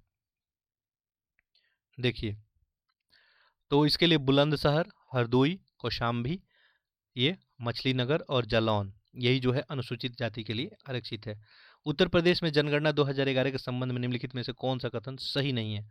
से जूम इन कर लेते हैं इसको, देखिए कौन सा सही नहीं है ये बताना है आपको। ठीक है, देखिए पहला लिखा है 2011 में उत्तर प्रदेश के जिलों में साक्षरता लिंगांतर यानी जेंडर गैप लिटरेसी की सर्वाधिक दर महाराजगंज में है और सबसे कम कानपुर में है। ये बात जो है सही है। अच्छा, यहाँ पे गलत बताना है। दूसरा, महिला साक्षरता दर की दृष्टि में उत्तर प्रदेश देश के सभी राज्यों में नीचे से दूसरे स्थान पे है। तो ये स्टेटमेंट क्या हो गया आपका, गलत हो गया। महिला साक्षरता दर के ऊपर हम लोग बात किए थे, कितना था, 57.2% था। ठीक है, और उत्तर प्रदेश का स्थान जो है 24वां आता है। ठीक है, तो नीचे से दूसरा पे नहीं आता है, तो ये तो गलत हो गया। उत्तर प्रदेश में 0 से 6 वर्ग आयु का लिंगानुपात 916 और 2001 में ये 902 था, ये सही है। 2001 से 11 के दौरान उत्तर प्रदेश में न्यूनतम दशकीय वृद्धि दर वाला शीर्ष 3 जिले कानपुर नगर, हमीरपुर और बागपत, ये भी सही है। तो यहाँ पे देखिए सही उत्तर आपका क्या हो जाएगा, गलत बताना था यहाँ पे, तो ऑप्शन आपका बी हो जाएगा। आगे देखें, मॉन्की पॉक्स टेस्ट के संबंध में निम्नलिखित में से बताना है कौन सा सही नहीं है। ठीक है, कौन सा सही नहीं है आपको बताना है, और इसका नाम तो आप लोग सुने होंगे अभी। ठीक है, कोविड में भी चर्चा में था, तो इसमें गलत बताना है। देखिए पहला लिखा है यहाँ पे कि मॉन्की पॉक्स की जांच के लिए अगस्त 2022 में पहला स्वदेशी निर्मित आरएनटी पीसीआर किट चेन्नई में पेश किया गया, तो गलत है। भारत में इस किट का निर्माण सीरम इंस्टीट्यूट, ये भी गलत हो गया। किट को देश में स्वास्थ्य मंत्री मनसुख मंडाविया द्वारा लॉन्च किया गया, तो सारा स्टेटमेंट ही गलत है। इसके लिए कोई किट ही लॉन्च नहीं किया गया था। ऑप्शन आपका क्या हो जाएगा, डी।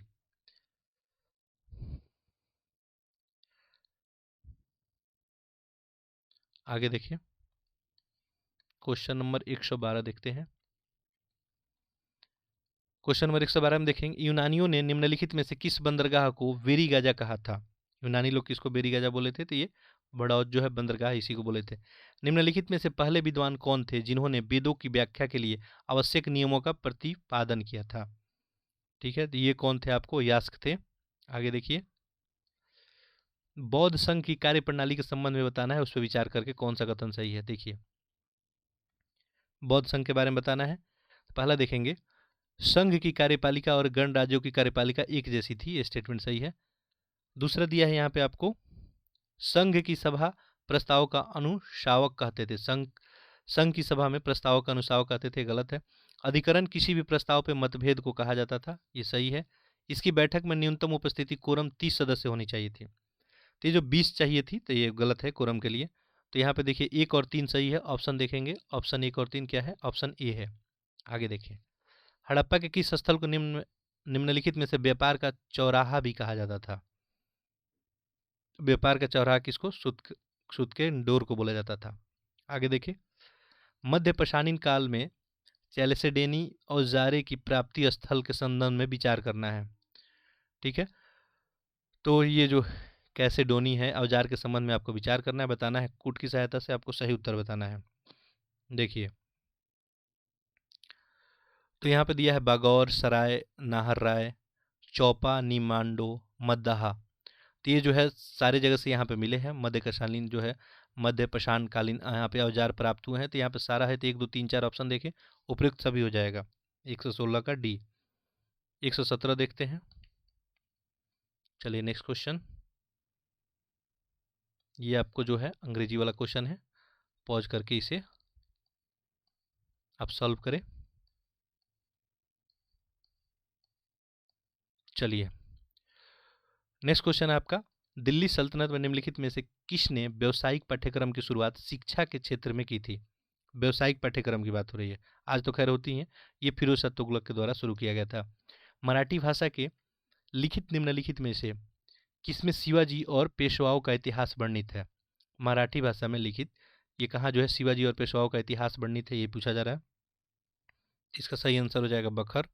आगे देखें, विजयनगर साम्राज्य की राजधानी क्रमशः निम्नलिखित में से थी। ठीक है, विजयनगर साम्राज्य की राजधानी बताना है। तो आपको पता ही है हरिहर बुक्का के द्वारा स्थापित 1336 में विजयनगर साम्राज्य के बारे में पूछा जा रहा है।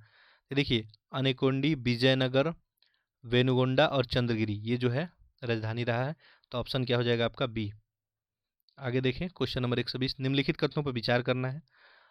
तो पहला देखिए यहाँ पे स्टेटमेंट क्या है, नीचे 4 स्टेटमेंट दिया है, इसमें कौन सा ये आपको बताना है। पहला दिया है 1202 से 1203 में कुतुबुद्दीन ऐबक ने बदायूं, चंदौर और कन्नौज पे अधिकार कर लिया था। तो देखिए 1197 से 98 में बदायूं, चंदौर और कन्नौज पर अधिकार किया गया था, तो ये तो गलत हो गया। 1197-98 में इसने बुंदेलखंड के चंदेल राजा परमर्दी देव को हराकर कलिंजर, महोबा और खजुराहो पे अधिकार कर लिया था। तो ये भी गलत हो गया, ये आपको ऑप्शन ही गलत कर दिया है यहाँ पे। ये 1202-3 यहाँ पे होगा। ठीक है, इसको इन्वर्ट कर दिया गया है, दोनों ही गलत हो गया। ऑप्शन देखें, ऑप्शन डी हो जाएगा आपका सही उत्तर, ना तो एक ना ही दो। मुगल सम्राट अकबर ने महाभारत और राजतरंगिणी के फारसी में अनुवाद निम्नलिखित में से किस शहर में करवाया था? अभी किस शहर में कराया गया था, किस नाम से नहीं। ठीक है, अभी तक किस नाम से क्वेश्चन पूछा गया, ये पूछ रहा है किस शहर में करवाया गया था। ठीक है, तो ये कराया गया था कहाँ पे, लाहौर में। आगे देखिए, दिल्ली सल्तनत के अधीन कौन सा मुगल कालीन मीर शमा का पुरोगामी था? ये कौन था, वकील ए दर। आगे देखें क्वेश्चन नंबर 123 देखते हैं। क्वेश्चन नंबर 123 में कांग्रेस के अध्यक्ष के रूप में निम्नलिखित में से किसने कहा था कि भारत अब अनुग्रहों के लिए अपने घुटने पे नहीं बल्कि अपने अधिकारों के लिए पैरों पे खड़ा है? ये स्टेटमेंट किसका था, ये पूछा जा रहा है। तो ये जो है एनी बेसेंट का स्टेटमेंट था। आगे देखें, अगला है आपको, रस्किन की किताब अनटू द लास्ट का सार संक्षेप महात्मा गांधी ने गुजराती के शीर्षक के रूप में किया था। यानी इस बुक का जो है गुजराती में ये किस शीर्षक के रूप में लिखे थे, ये पूछा जा रहा है। सही आंसर इसका हो जाएगा सर्वोदय, और इसे काफ़ी प्रभावित थे बुक से ये।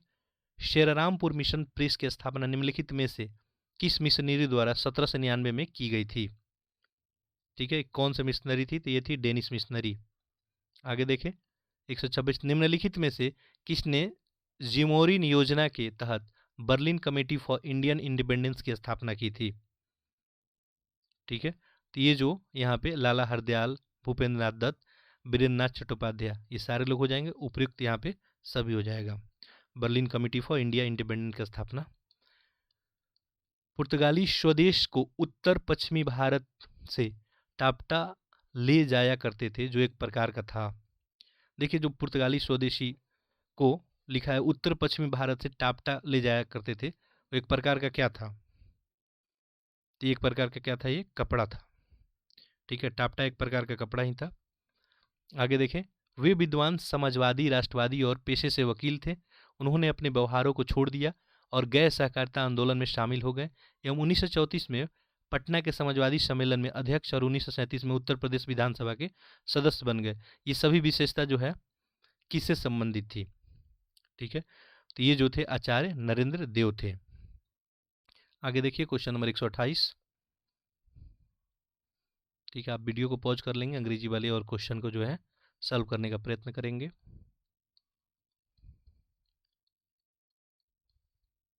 चलिए नेक्स्ट क्वेश्चन देखते हैं। क्वेश्चन नंबर 29 देखें। पूछा है कि कथनों पर विचार करना है, बताना है इसमें जो है कौन सा सही है।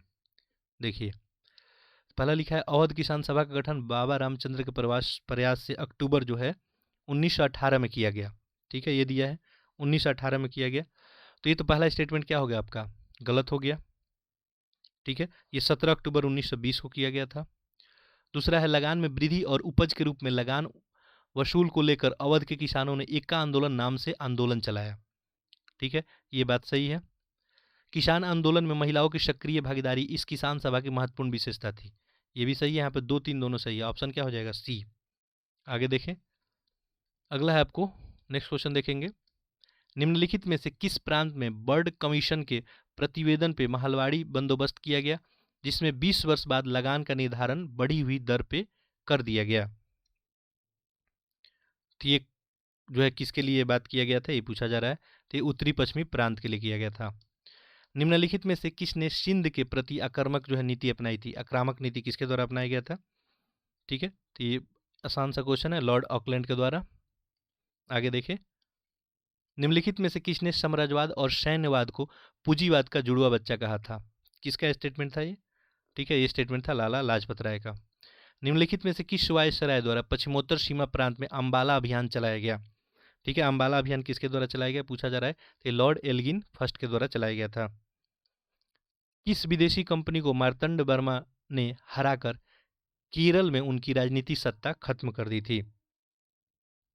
मार्तंड वर्मा ने नेतृत्व में जो है किसका सत्ता खत्म, तो डेनिस हो गया पहला ऑप्शन। ठीक है, उसके बाद देखें नेक्स्ट है डच, फ्रांसीसी और पुर्तगाली। तो ये जो थे आपको डच थे। आगे, निम्नलिखित में से किसने गांधी इरविन पैक्ट को दो महात्माओं का मिलन कहा था। तो रिपीटेड क्वेश्चन है, किसके द्वारा कहा गया था, सरोजनी नायडू। शबीना अवज्ञा आंदोलन के मध्य घटित घटनाओं में निम्नलिखित में से कौन सा सूचीबद्ध नहीं है। ठीक है, जो शबीना अवज्ञा आंदोलन के अंतर्गत जो घटनाएं हुई थी उसी में पूछ रहा है कौन सूचीबद्ध नहीं है। तो देखिए सोलापुर की घटना, पेशावर की घटना, चिराला पिराला की घटना, ये चटगांव जो है घटना, ये इसके अंदर में नहीं आएगा। तो ऑप्शन क्या हो जाएगा आपका, सी हो जाएगा। आगे देखें, question number 137, all India state people's conference के संबंध में निम्नलिखित कथनों पर विचार करना है। ठीक है, बताना है इसमें नीचे दिए कूट की सहायता से कौन सा गलत है। यहाँ पे कौन सा सही है बताना है, सही उत्तर बताना है। देखिए, ठीक है, देखिए 137 ऑप्शन दिख रहा होगा, किसके बारे में, all India state people's conference के संबंध में। पहला देखिए, विभिन्न रजवाड़ों में राजनीतिक गतिविधियों के लिए दिसंबर 1927 में इसकी स्थापना की गई थी, सही है। इसका संगठन मुख्यालय दिल्ली में स्थापित था। इसके पहले अधिवेशन में विभिन्न रियासतें के 700 प्रतिनिधि ने भाग लिया था। इस सम्मेलन के आयोजन की प्रमुख भूमिका बलवंत राय मेहता ने निभाई थी। तो ये सारा स्टेटमेंट ही आपको क्या है, सही है। तो क्या हो जाएगा, 1 2 3 4 सभी। नेक्स्ट है क्वेश्चन नंबर 138 है, फोर्ट लुई का निर्माण जो कि पांडिचेरी के कारखाने में की गई थी, निर्माता इसके कौन थे। निर्माता इसके कौन थे, तो ये फ्रांसीसी मार्टिन थे। बंगाल व तिब्बत के बीच व्यापारिक संबंध बन सके, इसके लिए निम्न में से किसने जॉर्ज बोंगले के नेतृत्व में एक प्रतिनिधित्व मंडल तिब्बत भेजा था। ठीक है, तिब्बत जो है प्रतिनिधि मंडल जो है किनके द्वारा भेजा था, वारेन हेस्टिंग्स थे। ऑप्शन ए हो जाएगा। आगे देखें, ये अंग्रेजी मीडियम वाले जो क्वेश्चन को पॉज करके सॉल्व करने का प्रयत्न करेंगे।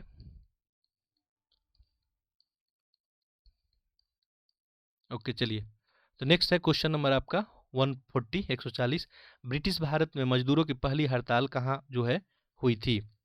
ठीक है, कहाँ हुई थी ये, तो ये नागपुर में हुई थी। नेक्स्ट, वित्त आयोग और योजना आयोग के परस्पर विलय का प्रस्ताव किसने दिया था। ये किसके द्वारा दिया गया था, तो ये आपको एमबी माथुर के द्वारा दिया गया था। आगे है, भारत के रक्षा मंत्री राजनाथ सिंह ने मुंबई के मझगांव डाक पे 17 मई 2022 को स्वदेश निर्मित किन 2 युद्धपोतों का जो है जलावतरण किया। तो ये कौन था युद्धपोत, क्या पूछा जा रहा है यहाँ पे, मुंबई से मझगांव डाक तक स्वदेशी निर्मित। ठीक है, तो ऑप्शन इसका करेंगे सही, सही उत्तर हो जाएगा सूरत और उदयगिरी। तो यहाँ पे ऑप्शन डी हो जाएगा। आगे देखिए, वैश्विक जो है शिक्षा शिखर सम्मेलन 2021 का आयोजन निम्नलिखित में से कहाँ हुआ। शिक्षा शिखर सम्मेलन का आयोजन कहाँ हुआ था? ये लंदन में हुआ था। आगे, पहला अफ्रीकी देश जिसके साथ जो है भारत ने व्यापक आर्थिक सहयोग और भागीदारी समझौता मंजूरी की, ये कौन था? ये था आपका मॉरिशस। अफ्रीकी देश था जिसके साथ भारत जो है आर्थिक सहयोग और भागीदारी समझौता किया। आगे देखिए 145, निम्नलिखित में से कौन सा युग में सही नहीं है? अच्छा, यहाँ पे गलत बताना है आपको, बताइए कौन सा इसमें गलत है। तो पहला दिखा है वतन प्रेम योजना नई दिल्ली, ये वतन प्रेम योजना जो है गुजरात सरकार का था, तो ये तो गलत हो गया। तो पहला ही आपका क्या उत्तर मिल गया? आपके दरवाजे पर शिक्षा योजना तमिल का है। एक ब्लॉक एक उत्पाद हरियाणा, प्रोजेक्ट सद्भावना असम में, सारा सही है। आगे देखिए, जून 2022 में PSLV C-53 प्रक्षेपण यान के जरिए भारतीय अंतरिक्ष अनुसंधान संगठन ने DSEO मिशन को सफलतापूर्वक पूरा किया। इस मिशन के साथ किस देश के 3 उपग्रहों को भी छोड़ा गया? ठीक है, अब देखिए ऑप्शन इधर है।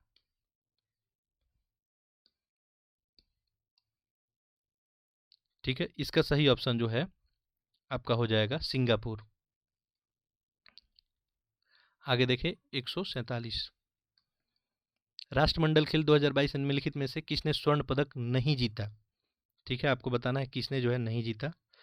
तो यहाँ पे देखिए, तो ये संकेत सरगर, ठीक है, यही जो है ये बर्मिंघम कॉमनवेल्थ गेम से जुड़े हुए हैं, तो ये इसमें राष्ट्रमंडल खेल में नहीं जुड़े थे, यही आपका सही उत्तर हो जाएगा। आगे देखिए क्वेश्चन नंबर यहाँ पे 148, कभी कभी समाचार में आने वाले बिंदिया रानी देवी, विकास ठाकुर, गुरुराज पुजारी और अंचित शेवली के संबंध निम्नलिखित में से किससे है? ये लोग किससे जुड़े हुए हैं? तो ये सारे लोग टेबल टेनिस से जुड़े हुए हैं। ऑप्शन क्या हो जाएगा आपका? सी।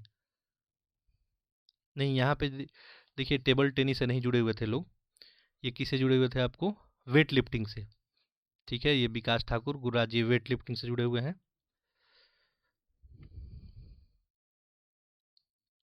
नेक्स्ट देखिए, 2022 के प्रसिद्ध ग्रैमी अवार्ड के अंतर्गत सर्वश्रेष्ठ बाल एल्बम का पुरस्कार किस भारतीय अमेरिकी को दिया गया? ठीक है, बाल एल्बम, तो किसको? फल्गुनी शाह को दिया गया।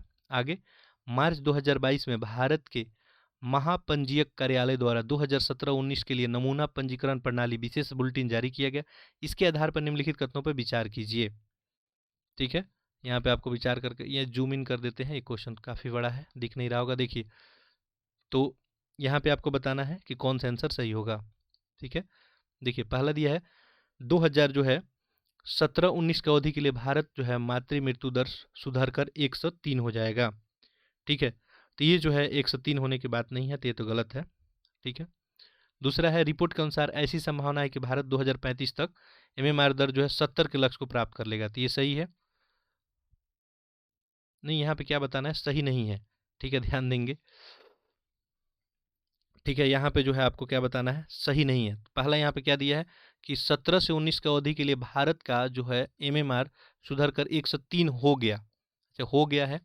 ठीक है, तो ये जो है स्टेटमेंट आपका सही है, यहाँ पे गलत ढूंढना है आपका। रिपोर्ट के अनुसार ऐसा संभावना है कि 2035 तक इसका दर 70 के लक्ष्य को प्राप्त कर लेगा। कब तक? 2035 तक नहीं है, 2030 तक है, 2030 तक रखा गया है इसमें, तो ये तो आपका गलत हो गया, तो ये गलत हो गया। चलिए, पश्चिम बंगाल, हरियाणा, उत्तराखंड में देश में सबसे ज़्यादा MMR है, ये सही है। केरल, तेलंगाना, महाराष्ट्र भारत में सबसे कम MMR वाले शीर्ष राज्य हैं, तो ये भी क्या है? आपको सही है। तो यहाँ पे चूंकि क्या बताना था? गलत बताना था, तो केवल 2 यहाँ पे गलत है, ऑप्शन देख लें, केवल 2। ठीक है, यहाँ पे जो है क्वेश्चन का फॉर्मेटिंग थोड़ा लंबा लंबा क्वेश्चन था। चलिए कोई बात नहीं, इसमें भी बहुत सारा चीज़ आपको सीखने को मिला होगा। ठीक है, चलिए तो आगे जो हम लोग टेस्ट सीरीज को कंटिन्यू रखेंगे, अपना फीडबैक कमेंट जरूर लिखेंगे आप लोग, जो भी फीडबैक होगा। बाकी हमारा प्रयास रहा कि कम टाइम में टेस्ट सीरीज कराया जाए, तो लेक्चर को जो है आप लोग अधिक से अधिक जो है बच्चों में शेयर करें जो भी पढ़ने वाले हैं, और चैनल को सब्सक्राइब भी जरूर कर लें और अपना फीडबैक जरूर देते रहें। चलिए अगले जो है नेक्स्ट टेस्ट सीरीज में मिलते हैं, तब तक के लिए आप सभी का बहुत बहुत धन्यवाद।